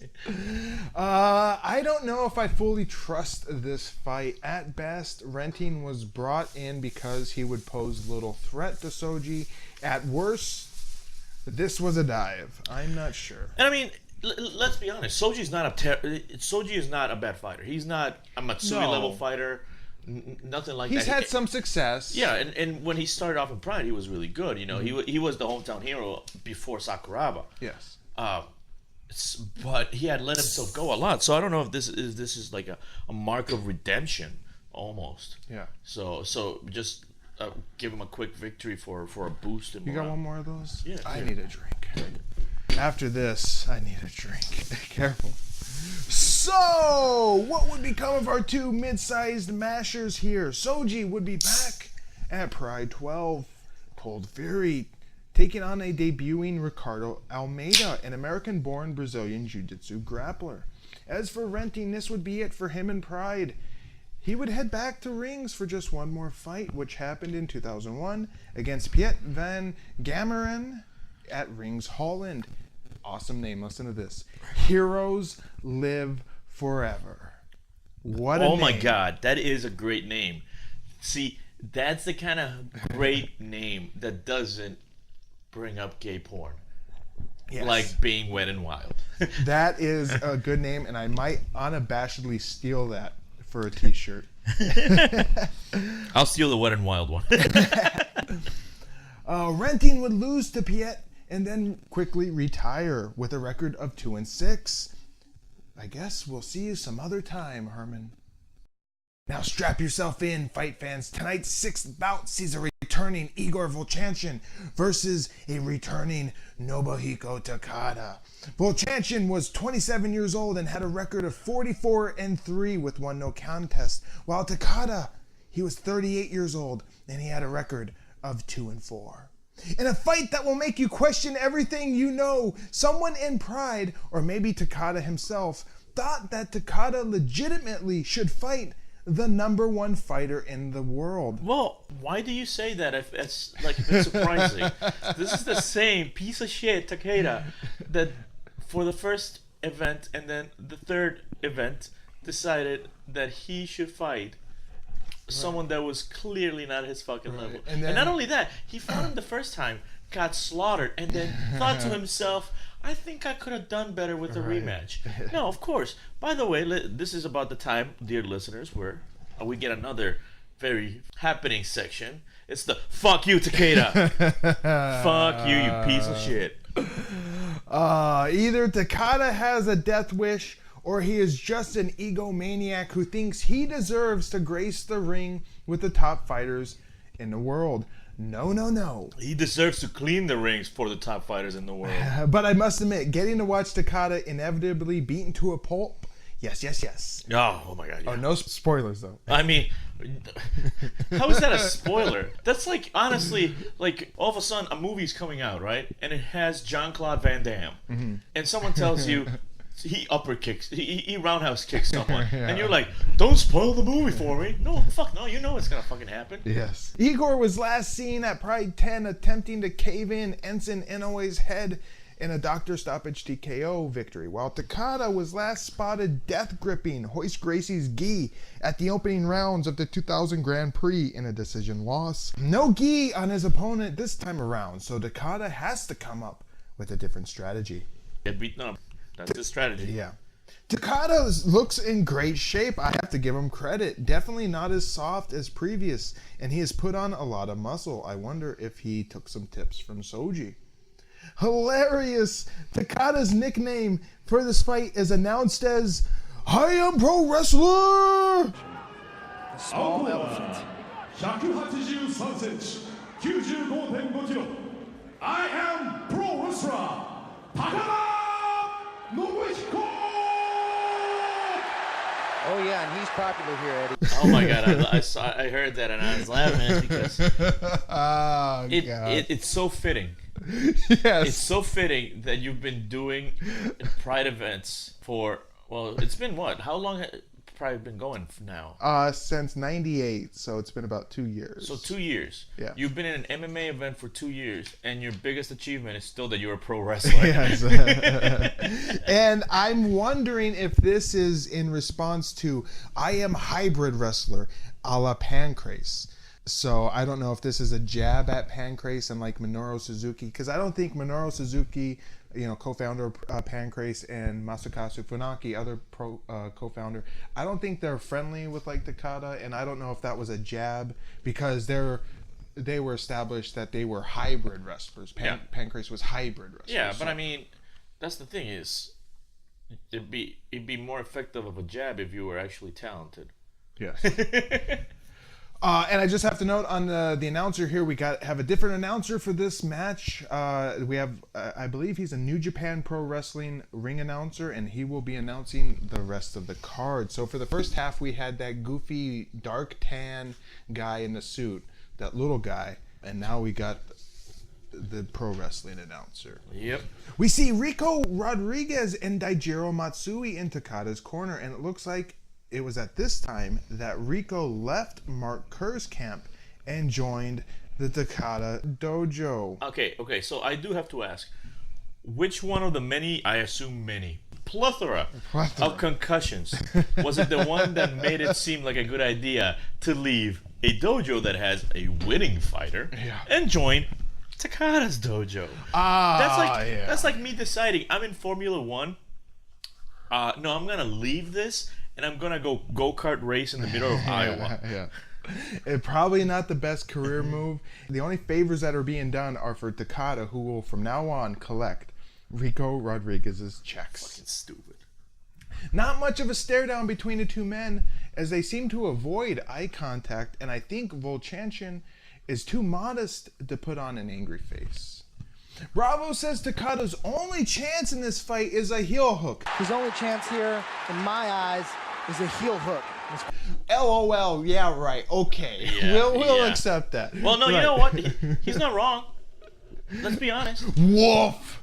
Heel hook, yeah, right. No. Woof. No. If anything that Takada does, he's gonna lose. So in a world where you are crazy enough to think that he's gonna win, what's the craziest thing he can do? A heel hook. You're right. Well, in a world where the only heel hooks he has gotten on professional fighters were fakes and planted, I think that's probably the least likely thing that's gonna do. No, I'm gonna argue that it's the most probable one. Because think about it this way: it's not gonna be with striking. No, you're right. It's not gonna be with an arm bar. No, not that either. Yeah. It's not gonna be with a chokehold. Oh no, certainly not that. So what is left? A heel. A heel. You got me there. Round one. The bell rings and the fighters meet at the center of the ring. Takada, with an awkward "don't hit me please" stance. I know. Vovchanchyn seems to be giving Takada a bit too much respect here. He should have immediately ran in and pummeled the shit out of him. It would have worked. Trust me, Vovchanchyn. Vovchanchyn throws a sharp inside leg kick, and then Takada responds with a questionable leg kick of his own, but the crowd really liked it. It's a hard left low kick on the inside of Takada's legs. Takada firing back, and the crowd loves it. Takada with another kick, but it doesn't do much. By the way, at this point, I am starting to put my detective hat on. Your protective hat? Detective hat. Yes, because I've never seen Igor this defensive. Yeah. So I'm wondering if I thought about this. They went to Igor and said, "Okay, we're not going to ask you to lose." Because he's not going to. Right. Or maybe they did, and he said, "No way, no, not going to happen." Mm-hmm. So they said, "Okay, we'll pay you a little bit more if you make it look a little bit better." Yeah. And that's the thing is, honestly, that's what I was thinking as well. Because just so much of this fight is not Igor. Like, we've seen Igor. There's a reason he's like the number one. Because he will beat the shit out of you. Mm-hmm. And like, even within this like first minute of fight, Takada has had so many options where he leaves himself open for Igor just to jump in, and one punch will take him to the mat. Yes. Quadro snarkily asks if this is going to be Francisco Bueno number 2. Chanchen's got that look in his eyes. He's backing him into the corner. Here we go. Is this going to be Francisco Bueno number 2? Vovchanchyn then leads in with the same left-right that he KO'd Bueno with, and then a barrage of punches. Takada, though, flees, and huge swinging punches are followed by Vovchanchyn. Vovchanchyn then tries to stick Takada with a left, and Takada ducks. By some miracle, he gets Vovchanchyn down to the mat, and Takada is in Igor's guard. Takada literally holds Vovchanchyn tightly and barely even moves. The ref comes over to reposition our fighters out of the ropes. What the fuck are these supposed to do? Anything punches thrown by Takada? Seriously. They're not. Like, I mean, he's keeping Igor down, which... Is it impressive? Sure. Is it reality? Is it reality? I doubt it. I really doubt it, because Igor's not trying anything. Yeah, seriously, these are less a punch and more of a gentle caress by Takada. Surprisingly, we get to see a welt on Vovchanchyn's left thigh from Takada's amazing leg kick. Oh yeah, no, I'm pretty sure that was. You reminded me, because I wanted to go back and watch the fight again just to see if it was there to begin with. I mean that's like watching a professional wrestling match and all of a sudden the guy's cut. Yeah, it's right. like, oh man, he must have been a great hit. I can buy that Vovchanchyn has very supple thighs that I guess are easily bruised. Well, he is really white. Yeah. So any bruise will notice. And I will say this: while they were on the ground, Takada did land a couple good knees to that area. So it's not completely outside the realm of reality, but it looked like a huge bruise. Vovchanchyn has huge fat thighs. They're not cut muscular thighs. No, they're not. So they have a lot of soft. Nothing in his body is. So there's a lot of soft gelatin fat in there that I'm sure bruises easy. So I can buy it. Let's see, where was I? Surprisingly, we see the welt. More love taps by Takada. Well, at least Takada is doing something with his hands on the ground here, as opposed to his last fight against Royce Gracie, where he threw one single punch while being in Royce's guard for 15 minutes. So good on you, Takada. Knees by Takada to Vovchanchyn's ass meat, getting a rise from the crowd with each successive blow. Kneeing him on the tailbone or the coccyx. Don't expect an armbar or a triangle here. Vovchanchyn would be perfectly happy at that. They stood him back up. The ref is being very generous here by not standing him up, as you can hardly call Takada's output to be significant. 5 minutes down, and then about a minute after that, the ref finally does come in to stand him up. Takada tries to get a little tricky with a ducking maneuver, and then Igor nails a leg kick, which Takada replies with his own leg kick. Then Takada actually surprises all watching with a switch high kick. By Takada. Ooh, high kick by Takada. Before whiffing on another. The high kick was really nice. Yes. I will say that. No, he disguised it really well. Quadro says that there are rumors that if Takada loses this fight, he won't fight again in Pride. There are rumors that if Takada loses, this may be his last fight in Pride. He may go back to pro wrestling. Please God, let him lose. Let it be true. All right, listeners, I have an admission to make at this point. I went out, and it was really hard to do this because of the area we live in. It's not easy. I found myself a goat, and I sacrificed it to Satan, just hoping that those rumors were true. Right, that Quadros' words come true. Like, honestly, the goat cost me a lot. Part of my soul with the deal with Satan, but God. Jesus, it's just fucking funny. A trio of leg kicks by Takada, and Igor checks the last one. Takada shoots low, and Igor sprawls now and manages to transition to Takada's back. A couple punches by Igor, but not much output so far. 3 minutes remain in round one. Now a steady stream of punches by Igor to Takada's body and head. Takada tries to get up, but Igor drags him down. Igor is now in side control.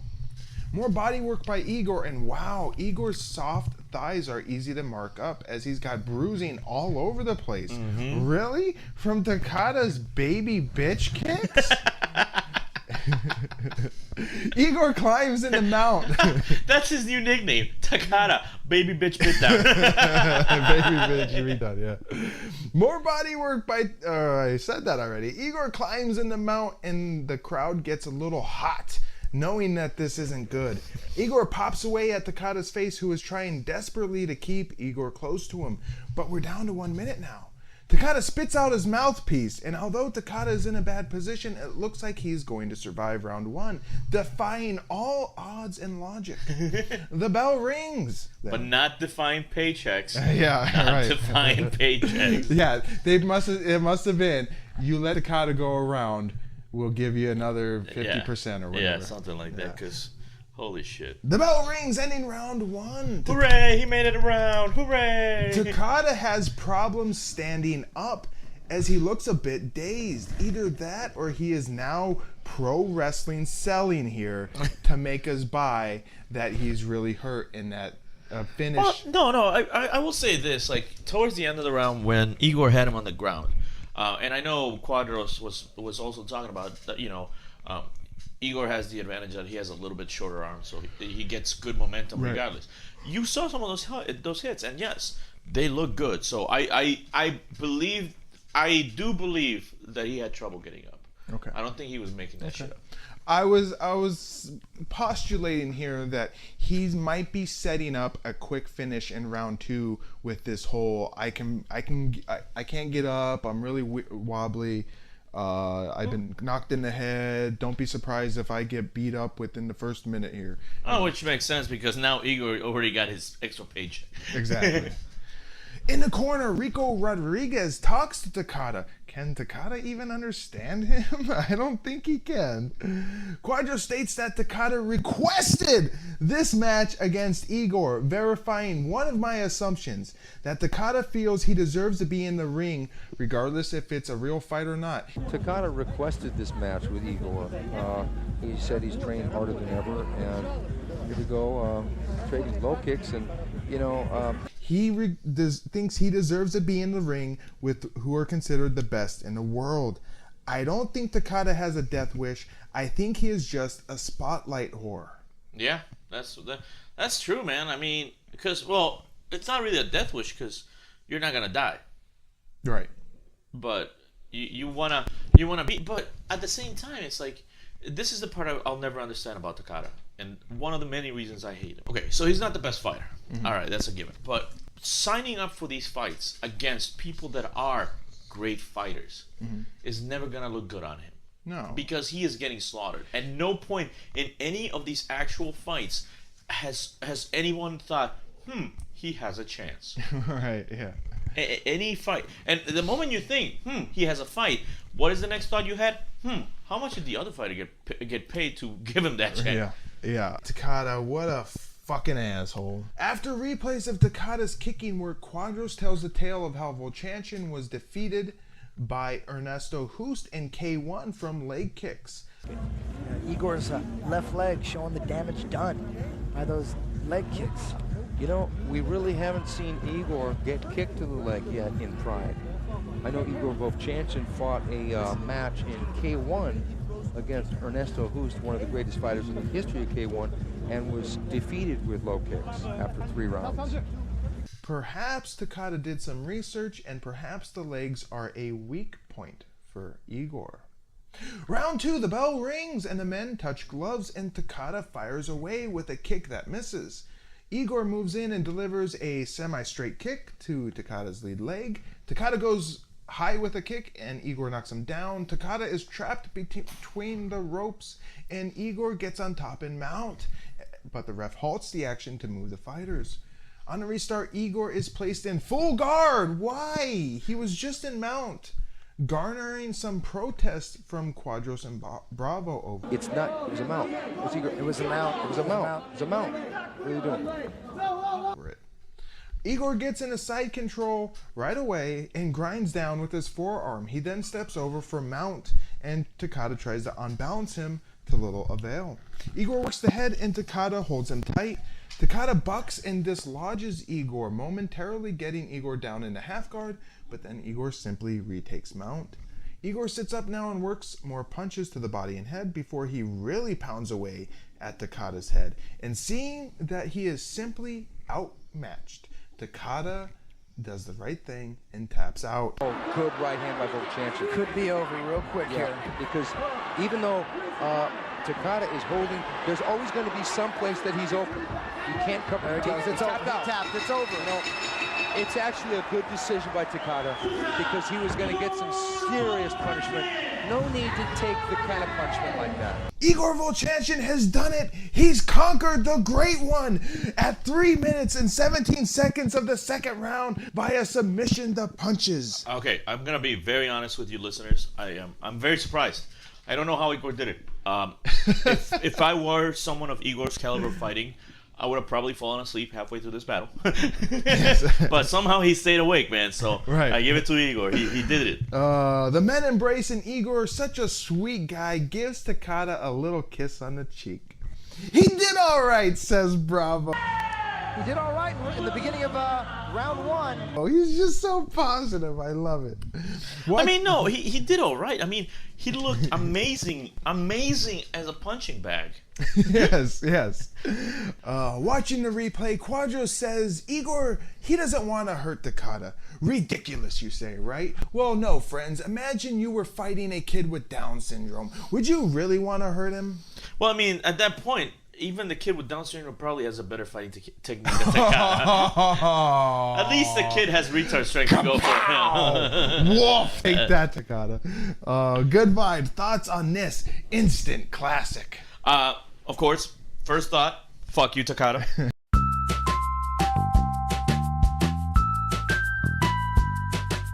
Always. Second thought, he lasted. He made it around. I mean, but once again, that's the thing is with a lot of these fights. Yes, he made it around. How much of that was that round bought? Yeah, and with fights like this, especially like the beginning of the first round, that wasn't Igor. Right. Like you see Igor's second round and you see Igor first round, and the difference is just there for anyone to see. Right. So I don't know how I feel about this. If it happened, if Igor took a little extra cash to give Takada, give him a round, you know, just so he could say he did it. Yeah. Because if we think, I don't know if I would hold that against Igor or not. I mean, I wouldn't. No, I wouldn't because here's the thing: is paid. you're getting paid extra money, which is great. You're honestly not doing anything terrible because you're not going to be losing.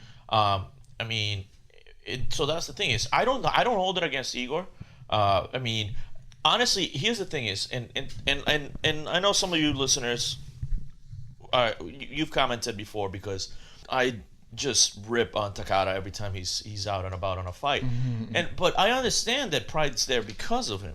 Right. So and I understand that he's a big hometown hero because of his pro wrestling career and all that stuff. So I don't fault Igor at being like, well, I'll throw him a bone, plain and simple. I don't fault him at that. I mean, like I said, all this doesn't look bad on Igor. It looks terrible on Takada.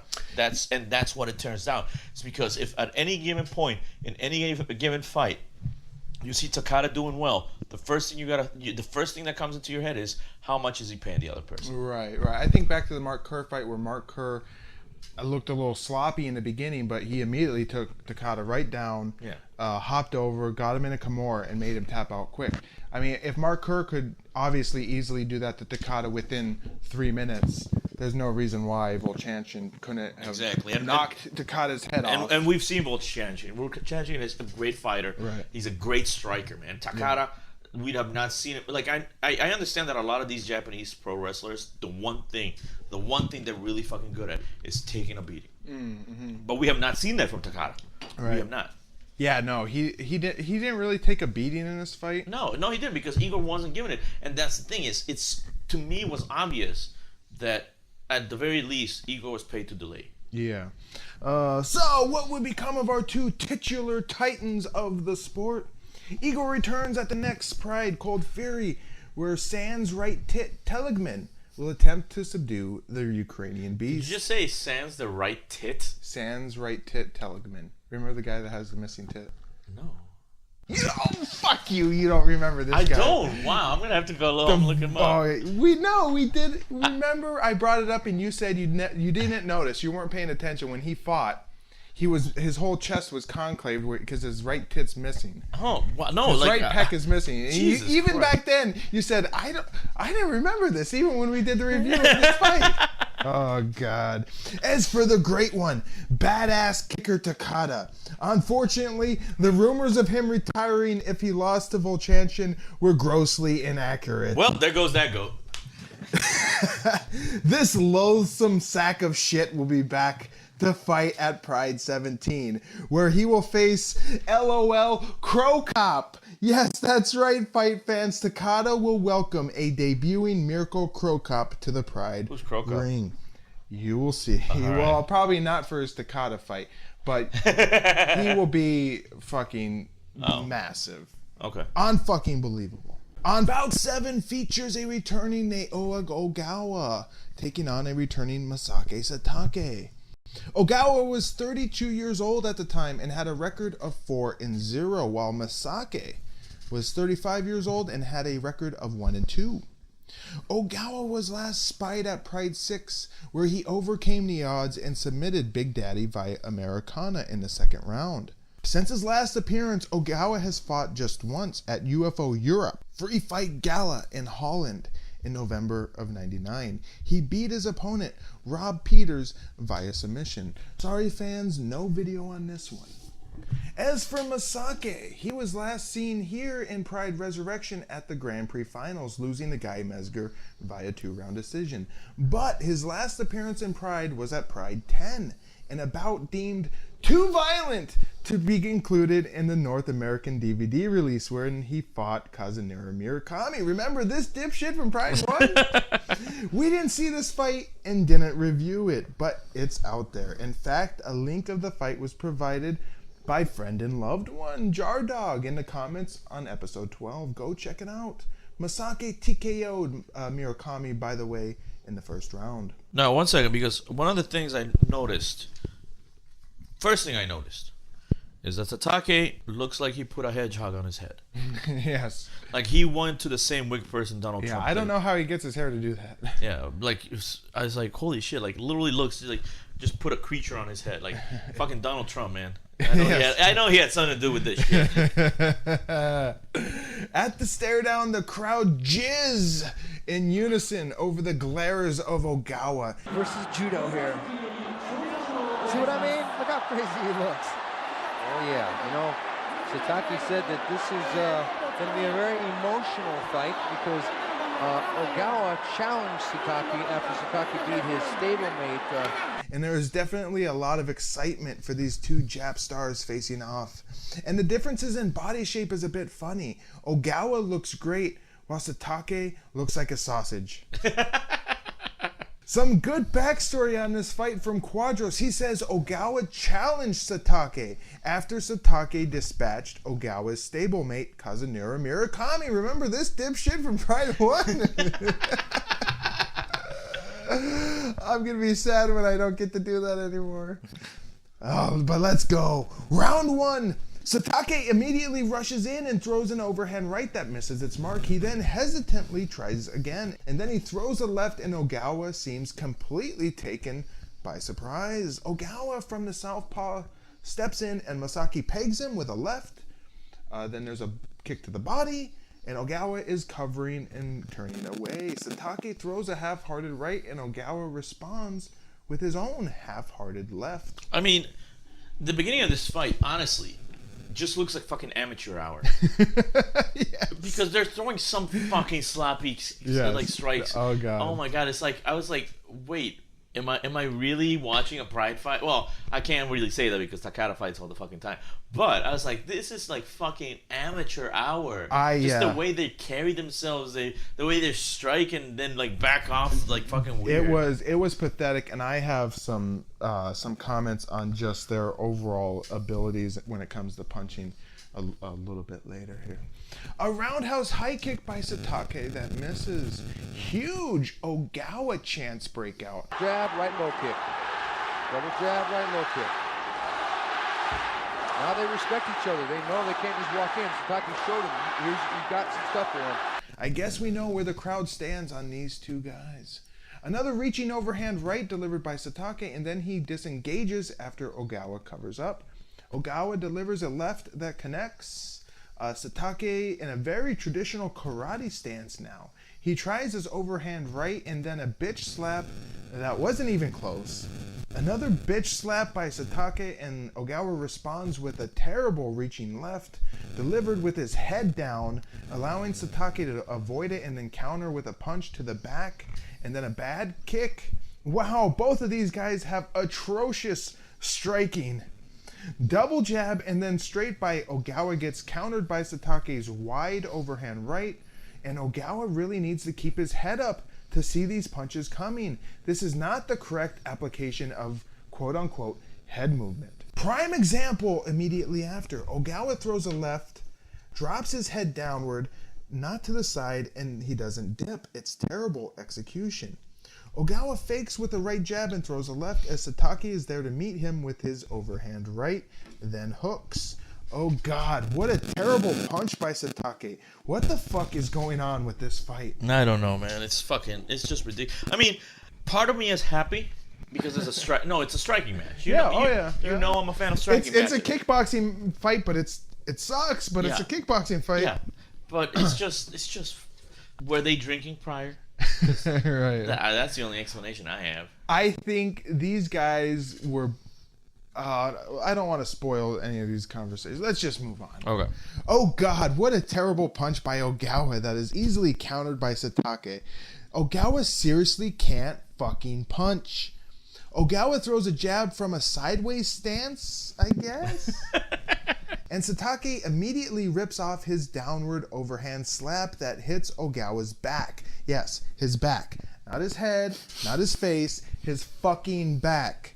I actually played this punch in slow-mo and began laughing out loud. It was horrendous. Wow, this is amazing. Sloppy trading by both men. There's a leg kick by Satake. Another leg kick by Satake causes Ogawa to throw an uncommitted right and then a bitch punch. I swear these punches are a case study on how not to punch. It's as if Ogawa is trying to do a combo he saw somebody else do in a training session. I just have to say this right now. I feel so bad for the Japanese fans. They were so excited for this fight, and they were cheering them on like crazy, and these guys just don't fucking deserve it. They are an embarrassment. But I digress. The men's pace... No, don't digress. Just keep going. They are fucking embarrassed. The men's pace has slowed to 0, and they just sort of stand in front of each other for a while. Whiff on the kick by Satake. The men trade lefts. Pretty good right jab by Ogawa. Satake rushes in with a small flurry. Doesn't do much though. Pretty straight punch by Ogawa. That's good. That's what you should do. Throw straight punches. But it gets countered by Satake, and oh my God, Satake can't fucking punch. 5 minutes down. What? You mean there's only 5 minutes down in this match? Lord help me. I mean, honestly, it's just, just time warps. Time warps. When you're watching a bad fight. Yeah. Satake gets befuddled by an Ogawa jab as he shakes his hands as if he were to throw a punch, then throws an inside leg kick instead. Outside leg kick, then another and a third, and Ogawa finally shoots in on Satake, but doesn't get Satake down. Ogawa jabs and then another nice leg kick by Satake, and then as Ogawa moves close, Satake throws a few punches. Another leg kick by Satake. He's much better at these and should stop throwing punches. Satake's right eye has begun to bleed. Ogawa charges in and Satake tries to hold him off with punches. Ogawa briefly gets a hold of Satake, but Satake slips away. Ogawa looks either tired or frustrated here, with his hands down at his side. As Ogawa plods forward with a left, Satake is right there with an overhand right. A loud slapping leg kick by Satake that echoes through the arena. Satake starting to parry that right jab and finishing up with a left low kick. Another leg kick by Satake, and as he backs away, he pegs Ogawa with a left punch. 3 minutes left now in round 1. Ogawa now tries to check Satake's leg kicks, and it looks as if those may be taking the steam out of the Ogawa engine. Good advice from Quadros. Satake should disguise the kicks with a jab first. Satake should disguise the kick with a jab or a fake right hand before he throws the right low kick. Yes, that would be smart, Quadros. No. I think he should disguise them as good punches. Yes, that's a hell of a disguise nowadays. I firmly subscribe to that course of action. Very lethargic jab from Ogawa, and his pace is still near 0. There's a high kick by Satake. Quadros tells how one of the victims to Satake's hate kick was Chemo. Jesus! You know, Satake knocked out Chemo, who was a veteran of mixed martial art contests, with that same right high kick. Ogawa hasn't thrown a punch in a while, and right now it's all Satake. And whoops, just like that, Ogawa doubles up on a right jab. Ugly 1-2 by Satake, then a nice body kick. The men trade, but nothing serious. Leg kick by Satake that had to sting a bit. Now Ogawa is even more wary of those kicks. The men mix it up, and Satake is wildly missing. His punching seriously is not good. He just can't seem to throw a straight punch. They are all looping. There's 1 minute left in round 1. I mean, here's the thing is, like I said, this is a striking match, and both guys have thrown their fair share of hits. Mm-hmm. But honestly, when you look at the fighters, it really looks like Ogawa is getting the best out of the trades, because Satake just looks more beaten up and more tired. You're right. His face, he gets more red. His face was more red, more sweaty. Yeah. He just looked more worn out. Yeah. Ogawa just kind of was scalding, I guess a little bit. A hard leg kick causes Ogawa to move in with punches, and Satake is cornered, but he fires away with a kick and then squirts away, punching Ogawa back. That was pretty wet and wild. Get it? Because you said squirt? Ogawa is just about done with this kicky nonsense, as he again drops his hands in frustration after a Satake leg kick. But with that, the bell rings, ending round 1, and Ogawa mean mugs Satake. I am convinced, though, that Ogawa simply looks more menacing than he actually is. Bravo says that round was all Satake, and I concur. The story of that round was the kicks by Satake. Ogawa's corner... No. The story of that round, let's be fucking honest, is how fucking terrible they both are at striking. Yes. Hey, wet and wild. Ogawa's corner make him all slippery. Too bad this wasn't an oil wrestling match.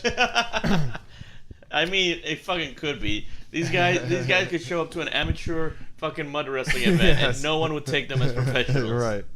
Round 2, the bell rings, and there's more Ogawa chants in the crowd, and this has to hurt poor Satake's confidence. It's like Ogawa's got the same game plan. There's that left low kick. Crowd really getting into this one. There's a kind of a strange left cross by Ogawa, then Satake works the legs. The men exchange mistimed punches, and Ogawa chases Satake, throws a kick towards Satake's hips, and then there's a missing bitch fist by Satake. Ogawa finally remembers that, hey, Satake sucks on the ground. Why don't I take him down? And he does just that. Ogawa is in half guard, works for an Americana, then he gets to side control. His ass sweat is breaking through his trunks. Ogawa gets mount. He throws a few punches. Satake turns, giving up his back, and Ogawa goes for a rear naked choke. And just like that, Satake is tapping out. Satake's hair looks ridiculous here. Ogawa is thusly the winner at 2 minutes and 1 second of the second round. That was a great fight, Steve, says Bravo. Ha! Oh my god. I mean, it was really quick into taking him down into the submission. I will say that. Yeah. That like It happened just like that. yeah, it was really smooth and really good transition into it. Yes. The fact that it took an entire fucking round for us to get here, Yeah. kind of disappointing. Ogawa flaps his arms around the ring in celebration, and just like that, we're off to the main event. Good vibe. Thoughts on Ogawa versus Satake? I mean, I was happy it was a striking match. I wasn't happy it was two blind people trying to strike each other. Yes. But I mean, and like I said, that it was a good ending. I will say that it was a strong ending. Yes. The moment it went to the ground, good ending. Yeah. But it's just everything up to that. I was really disappointed for this one. I seriously had high hopes that this was going to be the fight of the night. I looked at this one. I said, okay, Ogawa he proved himself against Goodridge. Satake is a former K1 kickboxer. This should be good. It had the possibility. Both these fighters they're both kind of green, you know. So, you know, you put two kind of borderline amateurs in the ring together and sparks fly sometimes. Yeah. Well, that's what you're hoping for. Yes. Not in this case. And I thought maybe they would try and prove themselves to the crowd by going out there and just having a barn burner of a fight. Unfortunately, it looks like both men skipped punching class. I am really disappointed in Ogawa. I had bought into the hype after his win against Goodridge, but seeing him here, it was pathetic. He's 32 years old. If he was 22, I'd forgive him and give him a pass. But he is not some spring chicken, and he definitely is not a world beater, as some of us might have been led to believe. So, what would become of our two jumping Jehosa Jap fighters here? We won't see Ogawa again until way off in 2004 at Pride. Total Elimination 2004, where he will fight Stefan Liko, a Croatian kickboxer and Muay Thai champion who will make his MMA debut at that very event. Ogawa will have just one single fight between then and Pride 11, which would come at UFO Legend in August of 2002, where he will take on Matt Grafari, an American-Iranian wrestler and 1996 silver medalist, in what will be Matt's only MMA fight in his career. Take any guesses on how that one turns out? He wins. As for Masaaki, the Satake, we'll get to see him at Pride 13 Collision Course, where he'll take on Tadao Yasuda, a 37-year-old retired sumo wrestler turned pro wrestler, who will be making his MMA debut. Wow, can't wait for that one. The main event of Pride 11 sees a returning Kazushi Sakuraba taking on newcomer Shannon Ritch. Sakuraba was 31 years old and had a record of 10-1 and won no contest. Shannon Ritch is from the USA and was 30 years old at the time. His record was 13-16. Sakuraba is back for more Pride action after the harrowing victory over Renzo Gracie at Pride 10. But who is his American opponent? Born in Coolidge, Arizona, Shannon took up karate at a young age and was a high school wrestler.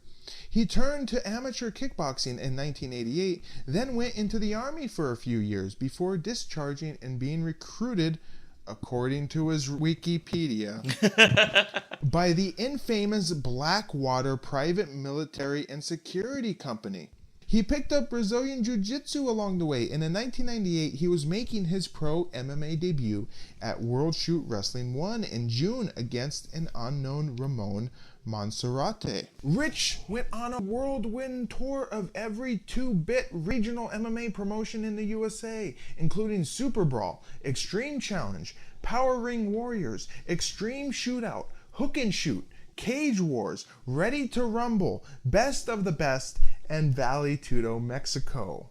During that time, he had only one notable bout, which was against Eve Edwards at Armageddon 1 in August of '99, a rear naked choke loss. And sorry, fight fans, I don't have any video of Shannon's escapades because people don't keep videos of these shit events.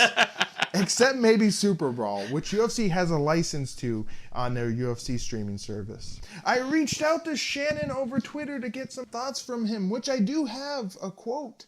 But I also asked him how this fight came about, though as of this reading, he did not reply to that question. He did say he was injured before this fight, though, which is why he has tape around his shins. But I was kind of wondering, did he hurt both his shins? Because both were taped up. I mean, it's kind of weird, and it just doesn't really make much sense. No. I mean, if you're really that injured, why fight? Yes. Shannon the Cannon Ritchie! Shannon the Cannon Ritchie! His nickname is the Cannon. He seems like a nice guy. There's Inoki, who at this point I'm pretty sure was the commissioner of Pride. The chin. By the way, speaking of which, it's slightly relatable, and I'll say how in a bit. Last night I was watching some movies on I can't remember if it was Amazon or Netflix, and The Tick, the live action version is coming into those services. Oh, is and this a replay of the old show or a new yeah, show? No, the replay of the old show. Okay. And the only reason I think that is because of the fact that The Tick has that very predominant chin, like this asshole. Yes. And Inoki is seated next to famed Yakuza boss Hiromichi Mamuse, who is wearing a hat that says "Forever Young at Heart." Forever young, Yes. we're gonna be forever young. This will become a frequent and commonplace sight in the front row of future events. By the way, did I just fuck us up for the YouTube copyright? Oh yeah, right. By singing forever young. I don't think the robots, even if they did pick it up, With such amazing singing voice. Is that what you sung at the karaoke? At the music festival this week, yes. Listeners, I will put a link so you can see me watching on Will Survive. How about that? That would be cool. Not much to say anymore. Let's just get into it. Round one, the bell rings, and Ritch does not come out to meet Sakuraba, opting instead to stay way back and in a boxing stand. They slowly inch their way closer to each other. There's a high kick attempt by Ritch that's blocked, low kick then by Sakuraba. Bravo and Quadros talk about Ritch's experience, who has about 2 times as many fights as Sakuraba. Shannon Ritch. Talk about experience. Fought a lot of pit fights, cage fights, no holds barred fights. Sakuraba goes for a slapping body kick, but Ritch catches the foot and Sakuraba falls. Ritch with a baby kick to the leg, and then Sakuraba is right back up. Ritch explodes forward and punches, to which Sakuraba shoots low, gets a single, and then Ritch is down to the mat. Sakuraba keeps hold of Ritch's taped up foot, falls back, and applies a pretty tight Achilles pull where Ritch thus taps out. Sakuraba winner via submission at 1 minute and 8 seconds of the first round. Ritch gives Sakuraba a round of applause. They embrace, bow, and Inoki looks satisfied. Ritch looks hesitant to want to leave. Ritch, for his part, had this to say about the fight. Absolutely amazing experience. I had an injury prior. Notice the taped shins. No excuses. I got caught by the best and was treated like a king. I mean, it was just, like, from the beginning of the fight, it was weird because he had, like, this weird fighting pose where he's trying to duck to maybe, like, I thought what he was gonna do the entire time was just the way that he was ducking was more like at any given point, if Sakuraba fucks up, just explode and go at him. But he didn't do jack shit. Yes. Just a note here, fans, go check out Shannon on Twitter at ShannonRichMMA. Good vibe. Give us some thoughts here on Sakuraba versus Ritch. That was fucking smooth by Sakuraba. That was a great finishing by him. But like I said, is Shannon just wasn't there for this fight. I mean, for the pose that he was doing, for the defense that he was doing, he should have.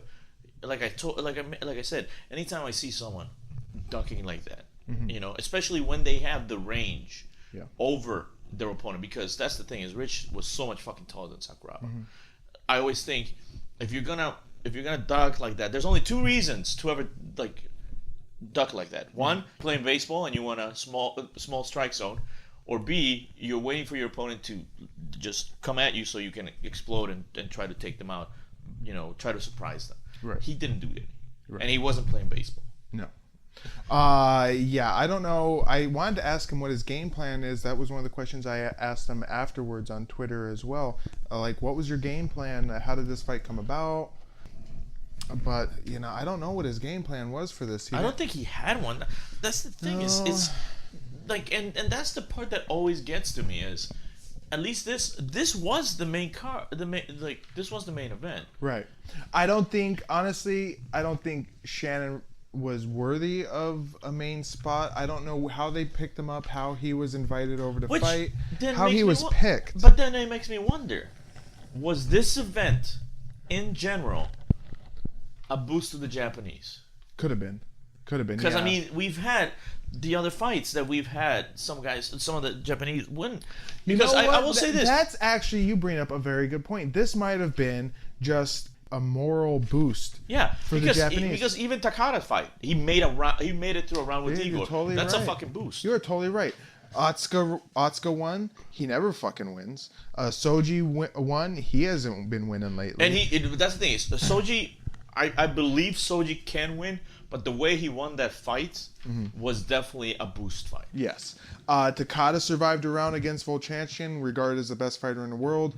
You matched up Satake and Ogawa against each other, assuring that they would not lose. Yeah. That's the only way, because after you watch that fight, those guys should lose to anybody. Oh my god, they will. It's an amateur fucking hour. Yeah, so and then Sakuraba here pretty much gets a pass against a guy who I will argue didn't deserve it. And like I said, Shannon seems like a great guy. Yeah. He's really cool on Twitter. And I mean, Very we're not really saying anything against Shannon himself. No. But it's two things. It's one, of course, like you said, did he deserve a main event? Because that's the thing is, out of all the fighters, Sakuraba is the fighter that could win legitimately. And then you throw someone that's under that, so of course he's gonna win. Right. And then the fact that he was injured, I mean, that just makes it even that much easier. Yes. So what would become of our two hardcore handy punchers here? Sakuraba will be back for more Pride excitement at Pride 12 Cold Fury, where High-End Gracie, bad boy and backyard BBQ grappler, will step up and try to reclaim the Gracie family honor against the Japanese warrior. As for Ritch, he will be back for more Pride action. Just one more, which will be at Pride The Best Volume 2, way off in July of 2002. As we will learn when we see The Best Volume 1, these shows are just events featuring quote-unquote up-and-comers, but more accurately second runs of guys not frequently seen in regular prides. The Best series will eventually be renamed Bushido and will become more legitimate, but The Best Volume 2 is actually looking to be a stacked card. Headlined by Joe-san, convicted rapist and killer. Just kidding. It's headlined by Daiju Takase. Just kidding. It's headlined by Dirty Bob Schreiber. Not kidding. Oh wow! You gave me the first two people, and I almost just shanked you in the fucking face. It also features Daisuke Nakamura. No shit. Wow. And Alistair Overeem. No shit. And Yushin Okami. No shit. So kind of looking forward to The Best Volume 2. But not The Best Volume 1. And just wait until you see this motherfucker Joe-san. You will shit your fucking pants at what he looks like. Like how he comes to the ring and how he fights. You think you just stepped into the Twilight Zone. No shit. And with that, fight fans, Pride 11, Return of the Warriors has come to a close. Good vibe. Overall thoughts on Pride 11? Like, I mean, here's the thing is, like we said, to me this looks like a boost for Japanese fighters. And even then, just there wasn't any fight that was memorable. There wasn't anything that was really good. So like, I don't really have a favorite match this event because all the matches were just and bad. I mean, if I had to pick one, of course I would pick Gary beating the shit out of someone. Yes. Because at the very least, Yatsu was able to take a fucking punch like nobody else. Yeah. This Pride was okay. It was better than Pride 9, which was almost all decisions, if we remember. But it wasn't even close to being as good as Pride 10. At least it's better than Pride 2 through 4. Pretty forgettable, though. 6 out of 10. Now's the part, you jackass, where we pick the fight of the night. Good vibe. What was your fight of the night, then? All right, man. I gotta tell you. Like I said, like none of these fights were memorable to me. So none of them just jump out.